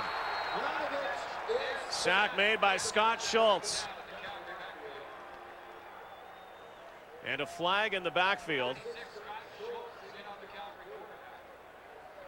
And usually in the backfield, that spells trouble for the offensive lineman, usually means a holding call. And again, that was just a 3-man rush, which offensive Calgary, lines just seem to 67, have so penalties much declined. trouble with. 3rd down. Jamie Crysdale, the center for the Stampeders, playing in his 176th straight game. And here's Scott Schultz right there. Essentially only 3 guys coming, but for some reason offensive lines have difficulty with it. Now the ball should have been gone. He had plenty of time, but what a great effort by Scott Schultz, his 4th sack of the season, and he is just one of those guys who's a great plugger and a great guy at pushing the pocket. So 3rd down, Stamps will have to kick it away again. A minute 13 to go, 3rd quarter. Davin Bush is back with Kevin Nickerson. A huge punt, but this one goes to the end zone and will go through the end zone with the wind. But a point is added to the tally, so the 10-point deficit is now 9, and Duncan O'Mahony with a 63-yard punt. It's 20-11 here. I'm not so sure O'Mahony didn't want to try to get that out of bounds. I mean, to me, at this stage of the game, you trail by 10. Field position is so much more important than a single point. I mean, Saskatchewan gets it out to the 35 now, and I'd sure love to make Nealon Green play on a longer field than that. Well, you never know the way it plays out. Sometimes those singles turn out to mean a lot. So we'll see what happens. A minute to go in this 3rd quarter. 7th game of the season for both teams. The 2 and 4 Stamps and the 4 and 2 Riders. Travis Moore. A little quiet right now. Nealon Green right up the middle. Picks up about 6 yards. Loses his helmet. Travis Moore had a touchdown catch in his old haunt here tonight, and of course used to do a lot of that when Jeff Garcia was throwing the football. And Dave Dickinson also was throwing the football. Or if Marcus Crandall was a quarterback, he was, guess what, catching the football. And you know, he's a great all-around athlete. A few years ago, I did a show called the CFL Superstars, and Travis Moore won the competition. Terrific basketball player, and and great at the running events, obviously, but he's not only a great football player, he's a good all-around athlete. 2nd and 4 here. Final play, tipped at the line, and final play of the 3rd quarter. Just 1 point on the board in this 3rd quarter. The Riders lead 20-11 as we head to the 4th at McMahon Stadium. Let's send it back to the studio. Well, Rod, as you pointed out, not an awful lot of scoring in that 3rd quarter, just the 1 single there by Calgary to get them within 9 points, which is kind of a good news, bad news situation for them. The bad news being they weren't able to capitalize when they were down in the red zone once again. But there were some plays made that caught your eye, Schultz. You know, sometimes in football, the violence is totally and completely accidental. The other times, it is premeditated, and it is just as violent. Watch the bottom of your screen. Hassan Probers, he is blocking, covering a punt. Unfortunately for him, he is going to get what is called rolled on towards his right leg, and he is out with a dislocated knee. Completely and totally accidental. This one isn't. This is Albert Connell doing his job, premeditated. He hits Reggie Hunt with a level of velocity that knocks his helmet off. That is amazing, Matt. Yeah, but what does he do? He comes back, he gets back up, comes back and makes a play and puts it back in his face. That's the way you talk with your pads right there. He took it, and I'm telling you, this is a dog-eat-dog type of football game. They're just going at it, Jock. They're laying some hat. I think this defensive line for Saskatchewan's doing an outstanding job. Nate Davis and Scott Schultz are making it happen. You talk dog-eat-dog. You know, if I had it my way, every single play would be followed by a little ISO of the receiver versus the DB. I'm a little biased, of course, but I've been watching Ladufius McCalla and Darnell McDonald go at it. McCalla is one of the best quarterbacks in the league, and here you see him breaking on the play, and McDonald makes a catch. Okay, fine, you got that one. McDonald turns around and says, you know what, I'm setting you up for the hitch and go. McCalla says, I'll have none of that. What McCalla should do here, though, is instead of putting his hands on him, as soon as he's got position, he needs to turn around and just run after the ball and let McDonald run up his back as opposed to fronting him. It was this movement here that got him the flag, but it was still great coverage on his part. Darnell McDonald, of course, has a little history playing with Milanovic when the two were with the LA Extreme, and of course Jim Barker was down there as well. 1 quarter to go, back to Rod and Leaf. Thank you, guys. Here we go to the 4th quarter. Joe Fleming, sack leader in the CFL. Hasn't been too close to Nealon Green tonight, however. He's been able to scramble in the pocket and out of the pocket. Here are the numbers. Boy, pretty close ball game, except for those turnovers. Yeah, and what's interesting, Saskatchewan, or rather Calgary, had a great 3rd quarter offensively. They controlled the clock. They did everything right except put points on the board, except for 1 single. So, and Paul, of course, you know what they say about statistics. Yeah, right. Here is Paul McCallum to kick it away here. It's McGarity down at his 12-yard line, and a flag on the play. Sprung up to the 39-yard line. Let's go down to Russ Peak. With one of the injured Stampeders, Alondra Johnson, you were talking about a big play. Looked like McGarity almost had it there. Almost. We just need one big play to get something going. Looks like at least you defensive guys are getting a little more support from the offensive side tonight. They are. Maranovic, he's doing a great job moving the ball. Our defense is doing well to give them the opportunities to move the ball. So, hey, working well together right now. Just got to get something going. Something got to happen, something big. A little more protection, a little more time for him, too. Yeah, you got to have it. He's a drop-back quarterback. Anytime you got a drop-back quarterback, you got to give him time. Quickly, how's that Fells kid doing in your spot? He doing good. He out there scrambling around. Thanks. All right. You know, I kind of think Alondra was saying he's not as good as me. We said that this week. Willie Fells filling in for Alondra Johnson. AJ at the middle linebacker spot. Big numbers. A lot of years in the league. And his first game that he has missed tonight in 3 years since the 2000 season. And there was a big committee at center at midfield here. An injury on the field, but a couple of penalties tacked on and a big penalty against Saskatchewan. It looks like the Stampeders will have very good field position when we come back.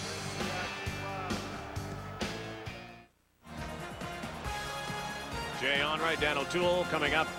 2:00 a.m. Eastern Time. Sports Center. Doc Holliday tonight going after win number 16 in a row for the Blue Jays in Anaheim.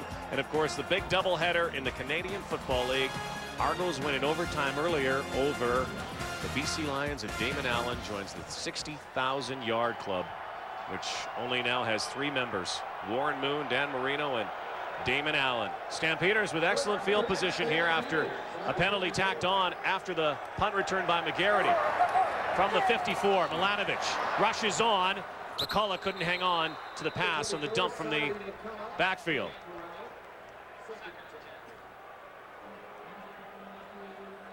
Well, history made earlier tonight.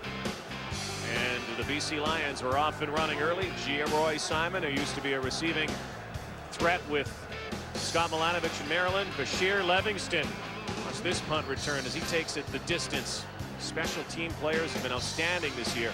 Boy, it seems like everyone has a great returner. And here's the record pass to Mike Moriali. Kind of fitting that Mike made that catch. 2nd and 10 now. Milanovic. Catch made by McDonald. And he has the first down. What an effort. What an effort. He had Terrence Melton, the middle linebacker, draped all over him. I mean, Melton goes a long way to help make this play on a wide receiver. I mean, it shows you the team speed on defense. But McDonald, these are the little things that may contribute to winning a football game, because he has to get 5 yards right now to get a first down. Melton with the tackle, but he can't be denied. So 1st and 10 from the 45-yard line for Milanovic. McCullough in the backfield. Milanovic behind center. Takes the handoff, spinning again. Gets a couple of yards when it looked like he was going to be stopped for another loss. Well, we haven't talked about Nate Davis too much tonight. He's come into this game tied for 2nd in sacks, but that time big old 98 did a super job to get penetration in the backfield. Anytime you do that on a running play, chances are that running play is not going to go very far. And he gets a rest for his efforts as Saskatchewan goes to their nickel defense and only 3 linemen. McDonald goes wide left here. 2nd and 8. Milanovic wide open. McCullough down to the 7. Good play from the Stampeders. And they take it down inside the red zone again. Can they convert now? Well, and they turned Saladin McCullough loose, and this is what he gives this offense. He's a good runner, but he's also a terrific receiver with a big 13-yard average. And you know what? That time Melton just couldn't stay with him on the outside. And once again, Calgary is knocking at the door with a terrific drive, but Rod, they've got to take advantage. This is where Saskatchewan has really tightened up and put the clamps down. Let's see what happens now. 1st and goal. They've been turned away a couple of times. Milanovic, lots of time, throws it to the end zone where no one was around. And that's a good play. He had nobody open. I mean, get rid of it. Give yourself another chance. Do not take the sack. I mean, here, you look across the board here. I mean, just take a look. Pick out anybody, and that's great coverage inside by Saskatchewan secondary. I mean, that guy's covered. That guy's covered. There you go. There you go. And there you go. That's what you do. You do that. You throw it away. And that's what he did. So 2nd and goal now. Stampeders trying to find the end zone and get a little closer. Milanovic. Another interception. Jason Millette takes it out of the end zone. And a flag on the play. Roughing after Millette was thrown out of bounds. But once again, Milanovic cannot get the Stampeders to the end zone, and the Saskatchewan Roughriders take the football away. 4th pickoff of the night, 7th in 2 games. Yeah, and it's an overthrow, and I don't know if he's just trying to get it over Melton, the linebacker, but he had McGarity wide open, and again, 2nd time on a bad overthrow that he has been picked off. And you got to feel for him. I mean, he's a gamer. He's trying hard, but he's had a couple of throws tonight that just sailed on him, and for whatever reason, and they've resulted in some big interceptions and some big loss of points. Stampeders very well could be leading this game about 30-20. Well, again, you know, we talked about statistics are for losers, and they're going to have great numbers tonight, but they're still behind by 9. Nealon Green. And Travis Moore, the former Stampeder, nowhere to go.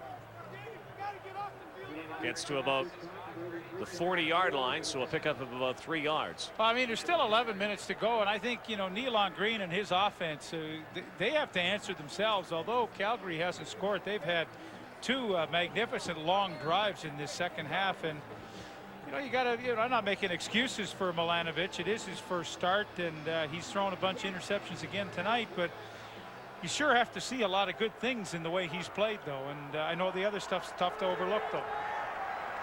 2 of those interceptions, certainly he's going to say my bad, including that last one.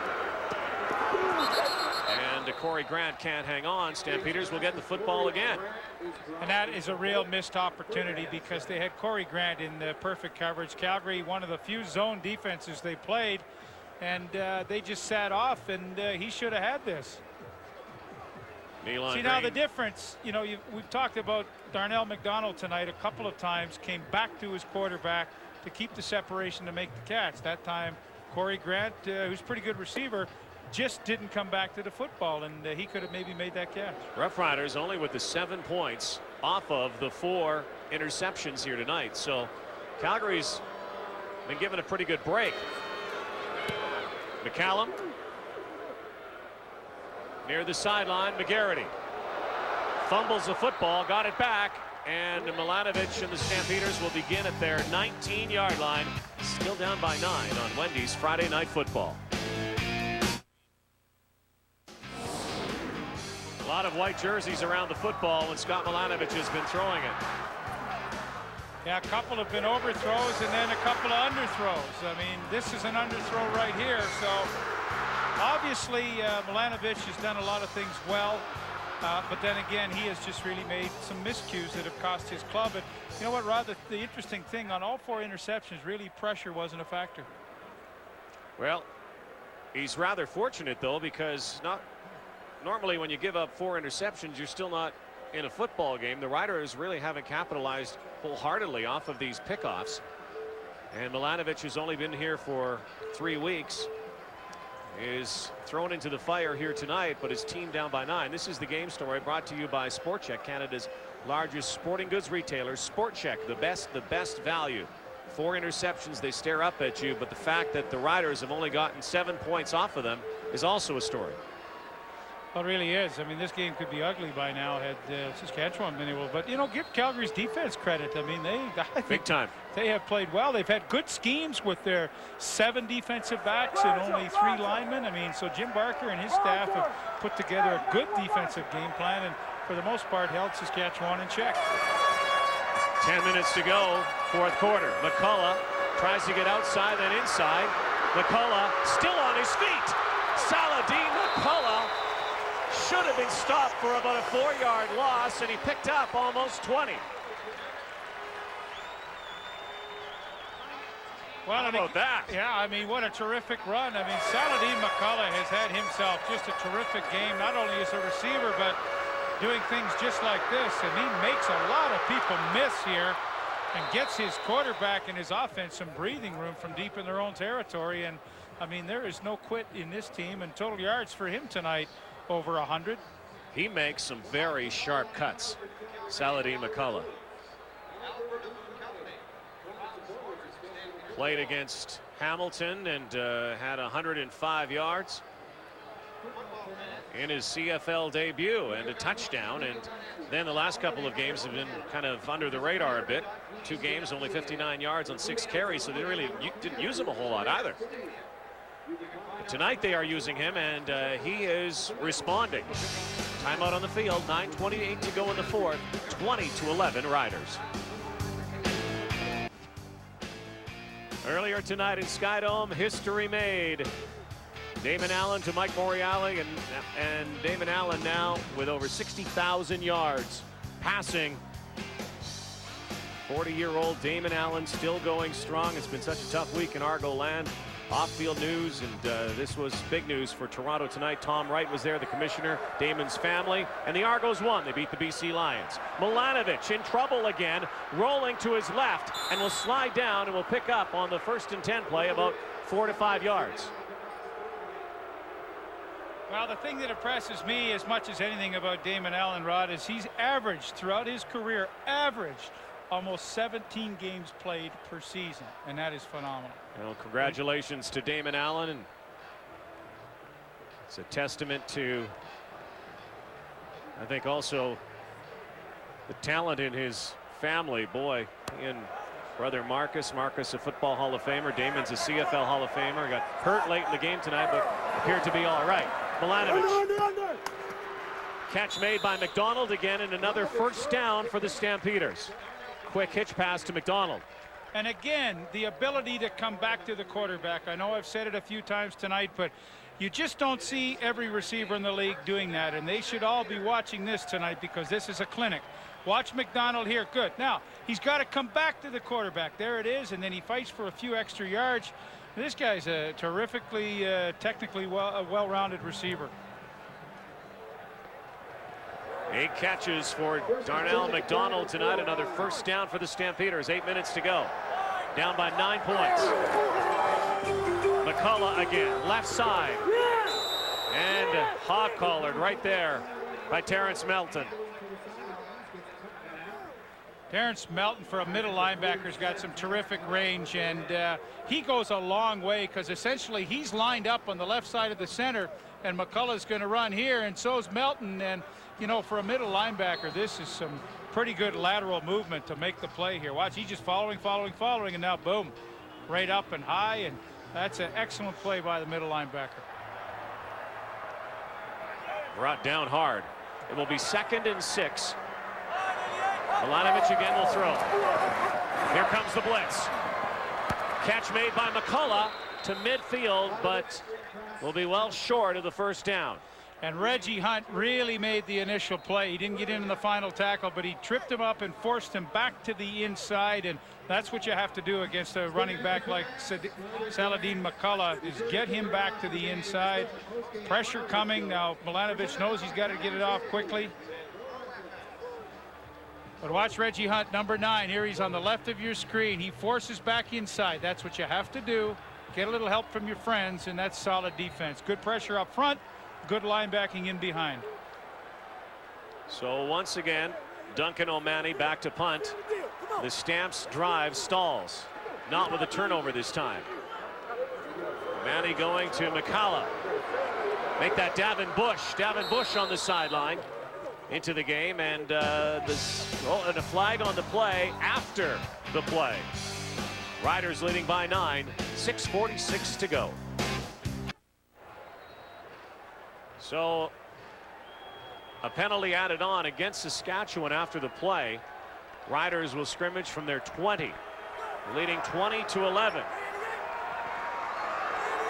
They've been doing a lot of 2-and-outs here the last little while. Kenton Keith spinning. Picks up about 8 yards. What a move he made when he watched the contact by Aries Monroe.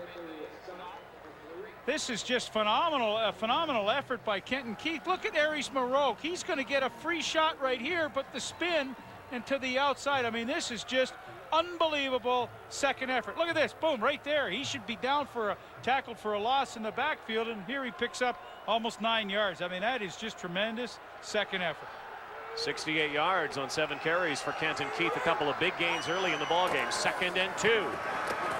You know, when that number is up there, the call goes to number 33, and a fumble.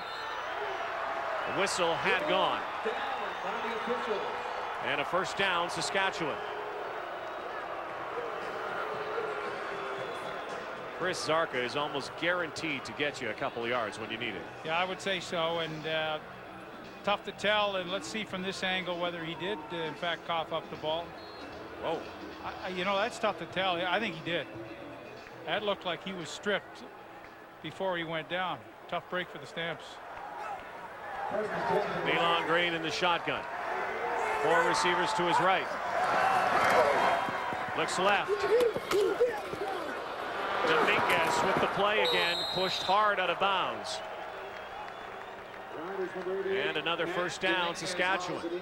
And Kelly Malveaux, number 3, slides out from his halfback spot. Here he is right here, and he's going to slide out, and he's got to make this tackle. Look, he's coming. He's got him in bomb sights all set up, and yet he doesn't make the play on Dominguez. And you know, that's the kind of tackle you've got to make to help your team. You've got 5 minutes to go in this game, and desperately on defense now you have to try to do something. Dominguez near 88 yards right now, near the 100-yard mark. Inside 5 minutes now. Green still throwing. Looks like it'll be procedure. Offside call against Saskatchewan. Movement on the line. See what the officials say. Bit of a false start at the line for the Riders receivers. Well, I think Danny Barrett has to be satisfied. I mean, he knew this wasn't going to be an easy game. They haven't won here since 1989. Offside, Saskatchewan, number 83, repeat first down. And last time they won, look at October, there was 89. But that was also the year that the Riders won the Grey Cup. And the head coach for Calgary was Larry Kuharek. Larry was wound like a piano wire. I mean, he was unbelievable. First and 15 on the outside call. Over the middle, no one home.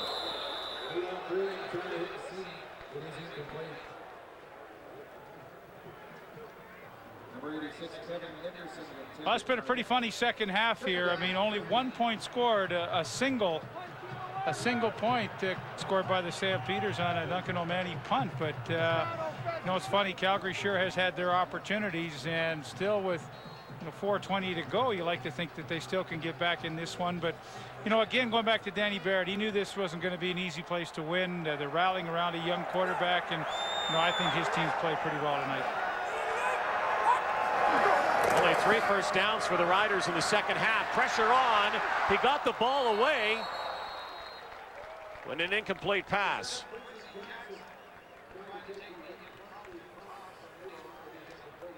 Yeah, Joey Bose comes on the safety blitz. They got 7 defensive backs in, so you're really never sure where they're going to come from. But 23, Bose, ends up being the one, and he's going to come from the top of your screen. There he is. He shows up, and Elon Green tries to get away from it. But again, you know, the Calgary defense, they've shut down this Saskatchewan offense and held them to 0 points in the second half. I mean, if you'd come in and talk to your team at halftime and say, hey guys, you hold them to no scores, we can win this game, they still have only scored 1 point themselves. And only 3 first downs, but time is running out for the Stampeders. They have to find the end zone. Out of bounds. I got to tell you, Paul McCallum is a 39-yard punting average, and these returners for Calgary are just giving him way too much respect. I mean, they are letting every punt bounce and letting him have an extra 10 or 15 yards. Now, that's not a knock on McCallum, but I mean, this is situational stuff where you got to know this guy's got a 39-yard average. Don't stand back there at 50. And Rod, these guys, Calgary returners, have given up a lot of free yardage tonight. And an excellent return team, especially with McGarity, who hasn't really been able to spring one like he has in almost every ball game. Well, you're not going to spring one if you're trying to field it off the ground all the time. Getting down to last gasp times pretty soon for the Stampeders. Need a drive, need a score. Milanovic in the pocket, over the middle, dropped.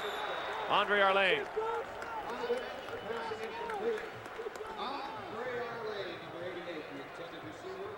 You know, of all the 4 interceptions tonight, you and I talked earlier, Rod, really the protection was good on all of them, so you can't fault them. And here again, look at this. All kinds of times, Saskatchewan running a stunt up front with Nate Davis and Shante Peoples, and they pick it up perfectly. Look at that with Bobby Singh and Jeff Pilon on the right side. Good job. And, you know, I think the offensive line for Calgary deserves a lot of good marks. Big play here again for the Stampeders. 2nd and 10 from their 33. And another ball dropped. It's time by Laterio Rochelle, the only player who's been able to find the end zone for the Stampeders tonight. Well, again, lots of time. Look at the protection here. They kick the guard outside. Watch the guard come out to the outside. He picks up the pressure right there coming from the outside. You can't do it any better than that. So, boy, oh boy, the receivers have got to hang on to the football. When your offensive line is doing that good a job giving your quarterback time to deliver, you got to make the catch. So they're going to have to boot it away one more time. Duncan O'Mahony's been a busy guy. Davin Bush back. As well, Nickerson's back there too. inside 3 minutes.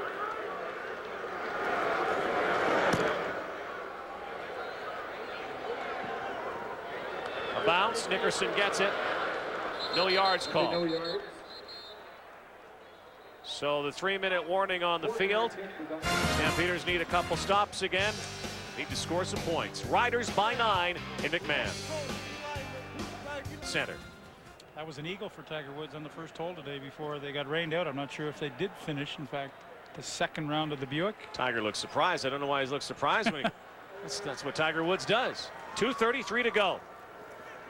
And here's where Calgary's got to try to tackle the football. Do anything on defense to create a turnover. I mean, tackles are fine, but the first man get the tackle, second, third man in, start to try to strip the ball loose. Dominguez a good job to hang on to it.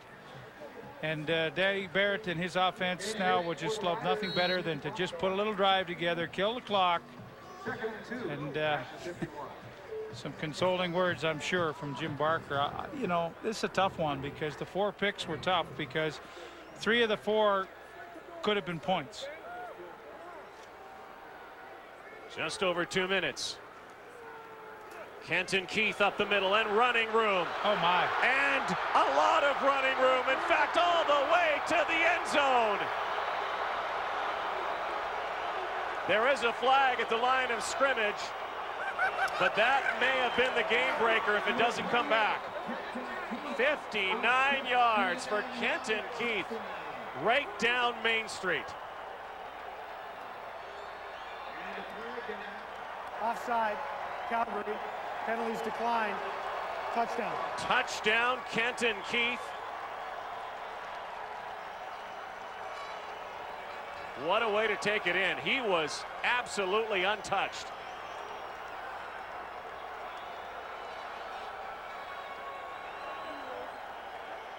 Oh, look along the left side. What a hole opens up for Kenton Keith. My, oh my. Great job up front by the offensive line.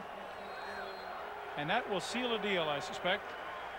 You would think if this is the CFL, anything can happen in a couple of minutes, but not the way that Calgary has been unable to penetrate the red zone and get to the end zone. Kenton Keith did that in about 8 seconds. What a run. Kenton Keith, what a night. Rushing yards, 127. He's been very quiet in the second half. So has the entire Saskatchewan offense, but that just broke the Stamps back. Love you, mama. Well, it really did. I mean, look at the left side of the offensive line, and super job.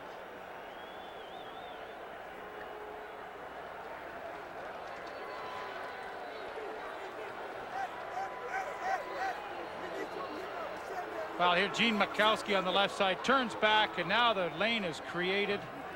My, oh my. Rod, you could have run through. Well, no. Well, they still would have caught me. You could have run for about 10. Yeah. This was another good look. Mikowski, Andrew Green right there. Look at Green. Pancakes Joe Fleming. Takes him to the turf. My, what a terrific block by number 68, Andrew Green. Kenton Keith did a lot of that, but he might want to give a group hug to those 5 guys. I would say so. I mean, this offensive line, Jeremy O'Day, the center, is about 295. Everybody else is well over 300 pounds. This is a big group. They can certainly dominate on the ground, and they pass block exceptionally well. They are the best in the league at protecting their quarterback. And as most good teams do, they wait a game out. It's been close for the entire game, but the good teams find a way to wrap it up when it gets close at the end. McGarity, who's been quiet tonight, turns up the volume. Oh my. And a flag on the play, and it's back at the Saskatchewan 36. That usually is offside. Big play by McGarity. He's hurt on the field, and look at the running game tonight and all season. To the house when I put on that burst. Go 2 speed. Well, it really tells you what running does for that offense, where Nealon Green doesn't have to beat teams entirely with his throwing arm. I mean, when they have those kind of rushing nights, they're perfect. And when they don't, they lose. Everybody pick that album up. Shantae Peoples, Nealon Green, Kenton Keith, Rough Rider Anthem single. It's going to be A&B sound. Regina, get it. All right. That was better than the commercial. I think it was. You know what? When you get a touchdown like that, you can have as much airtime as you want. Great irony and coincidence tonight. Danny Barrett was a quarterback for the Calgary Stampeders the last time Saskatchewan won here in McMahon Stadium back in October 1989. So he's been on the good end and the bad end.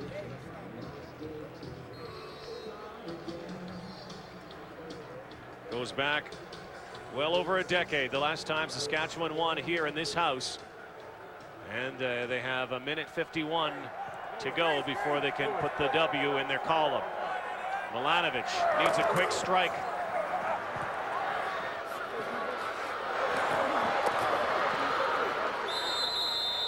Scott Dybert brings it down to about the 36-yard line.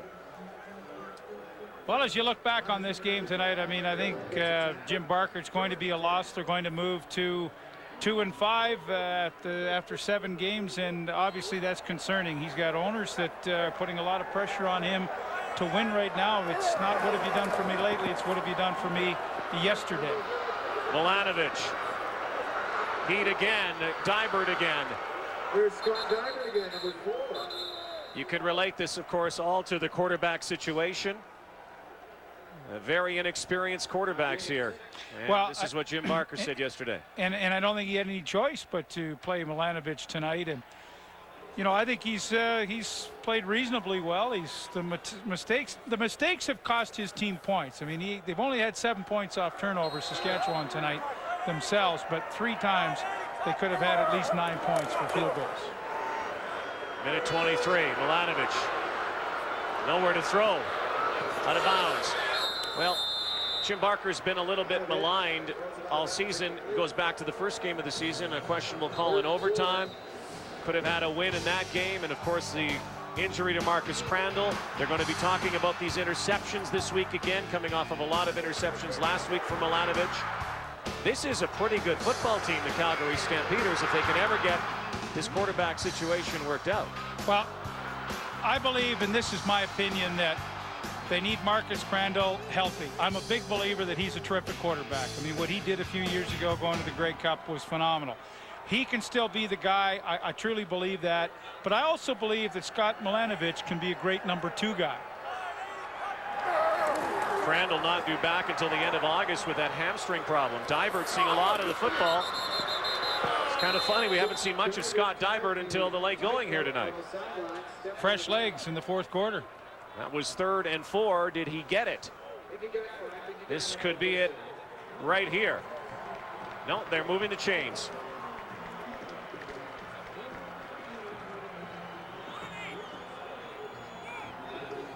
So a minute 10 to go. 16-point game.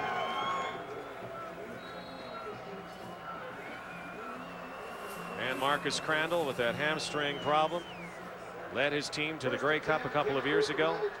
Joe Fleming big in that game. Willie Fells talking about that still. It's just, you know, it's just recent history too, and they are not going to be happy in these parts with a 2-5 record.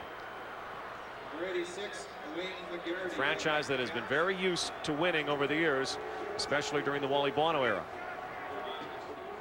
Well, a lot of changes this year. I mean, it's been a very trying first 7 weeks for Jim Barker. A very likable guy, a guy I'm sure the players love to play for. And you know, this was a game that they'll reflect. They'll go back and watch the film tomorrow, and they'll say, my, oh my, we had our chances.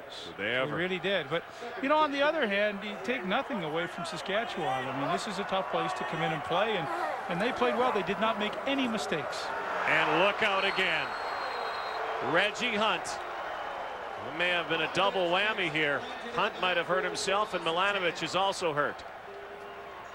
Yeah, I mean, Milanovic is kind of holding his throwing arm there. That's all the Calgary Stampeders need. Another injured quarterback. But look at the, you know, you look at the giveaway takeaway category, and Saskatchewan coming in tonight to +2. Of course, Calgary was a -4, and Saskatchewan has not given up the ball once tonight and had 4 interceptions, so they moved to +6 on the season. I mean, when you have good defense and you're +6, you take away the ball 6 more times than you've given it up, you got a chance to win every game you play. Well, the Rogers player of the game, Rogers AT&T Wireless player of the game, you go to the internet, CFL.ca. You can use text messaging on your cell phone. Dophius McCalla had a good game. You probably give it to the whole secondary. You know what? Go in there and punch in S and all of those guys in the secondary. S1, S3, S29. That might be text messaging overload. You know, exactly. It'd be an awful phone bill at the end of the month.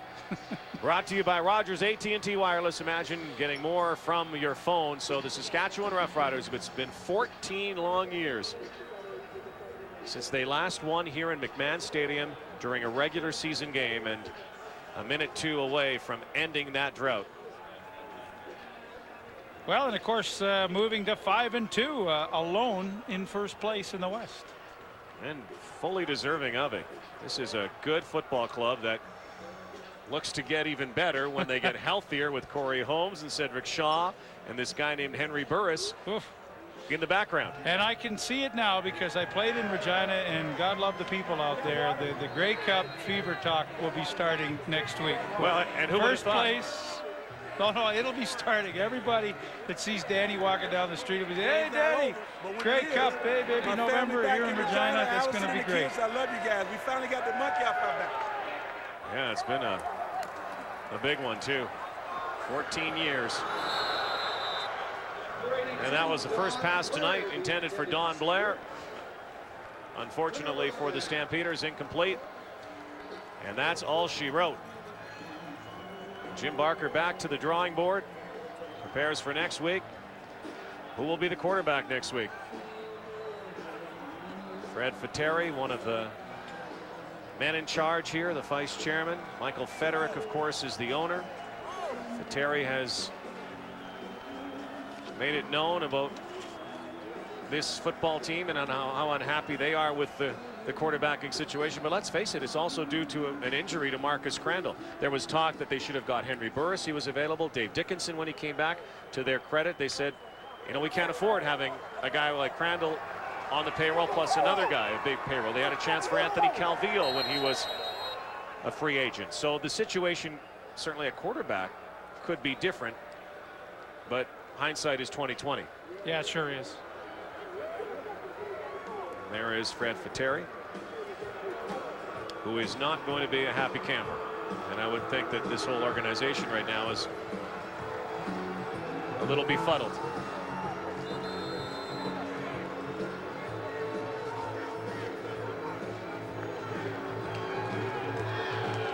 Riders fans who came from Regina are happy tonight.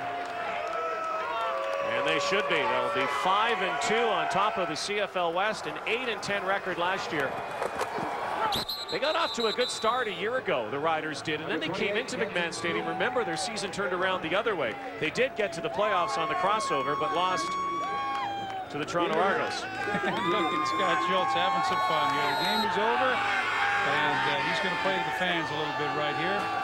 How about Kenton Keith? What an effort for him tonight. My goodness. Big touchdown run to seal this game, and he got the game off to a great start, if you recall, early in the first quarter when he broke some runs. He had something like 3 carries for 53 yards early. He ends up the game with 9 carries for 135 yards. I mean, that is just a super solid effort on his part. And he's still running. S28 if you're logging onto the internet, casting your vote. S83 comes back. Travis Moore, boy, he has to be delighted with the outcome of this game, plus doing this early on. Nealon Green taking them deep, going deep to the former Stampeder, his old stomping ground. I don't think his heart wasn't pounding when he saw that ball in the air, and he knew he was in behind Kelly Malvo, and he said, boy, I'm going to just kind of put one in the ear of the Stampeder management here for letting me go. You know, if you had to look at TSN turning points in this game, there were a number of them, though certainly, and they were all defensive or miscues by the Stampeders deep in the red zone. They had a chance to put the ball in or get it close or get points, and they just could not. And you got to credit Saskatchewan's defense. Yeah, I think you do. And I mean, I think that the true turning point in this game was in the third quarter when Calgary had a couple of really good drives and came away with nothing. Absolutely. Kenton Keith, huge game, big touchdown run, and I guess an album coming out soon with a few others. The Rider anthem. What do you say? Nealon Green's on that thing and Travis Moore. We'll be singing tonight in the Rider locker room. 11 seconds. Another bouncer. This one out of bounds. Well, here it is. Look at that. 5-2 and full value for it. BC Lions with a heartbreaker. When would you ever? You're think not of that? allowed. You're not allowed to do that. I'm sorry. I always wanted. I'm sorry. I didn't want to touch your Leaf straighter. Boy, oh boy. Who would have thought, though, the two Alberta teams would have been in the basement? Now, keep in mind, Edmonton, BC, and Winnipeg all are at 4-3, but that is something they're not used to around here. Well, a lot of parity right now in this league, and every game, it seems like every game is not an easy game.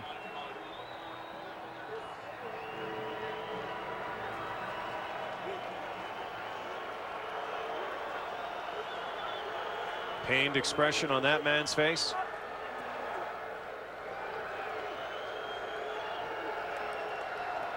And they just take the knee, and that's it.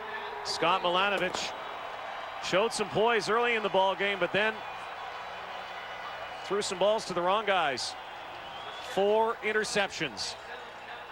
And the Saskatchewan Roughriders, for the first time in nearly 14 years, come away from Calgary with a win during the regular season. The drought is over, and Danny Barrett was a quarterback with the Calgary Stampeders at that time. And they will travel to Ottawa next week. The Renegades struggling, and obviously the Riders on a roll. 3 in a row now for Danny Barrett and his team, and it will not get much easier for Jim Barker. I'm sure he's going to be under the microscope again in this town. And what is wrong? I mean, our quarterback threw 4 picks. The defense played well enough to win. It's going to be like a lot of stuff going on this week, I'm sure. There it is, Jim Barker and Travis Moore. A trade that sent him to Saskatchewan. Travis Moore might not have been able to help the Stampeders tonight. Lots of pickoffs. Danny Barrett said it best. Saskatchewan, they are real. They are for real right now. 27-11 they win.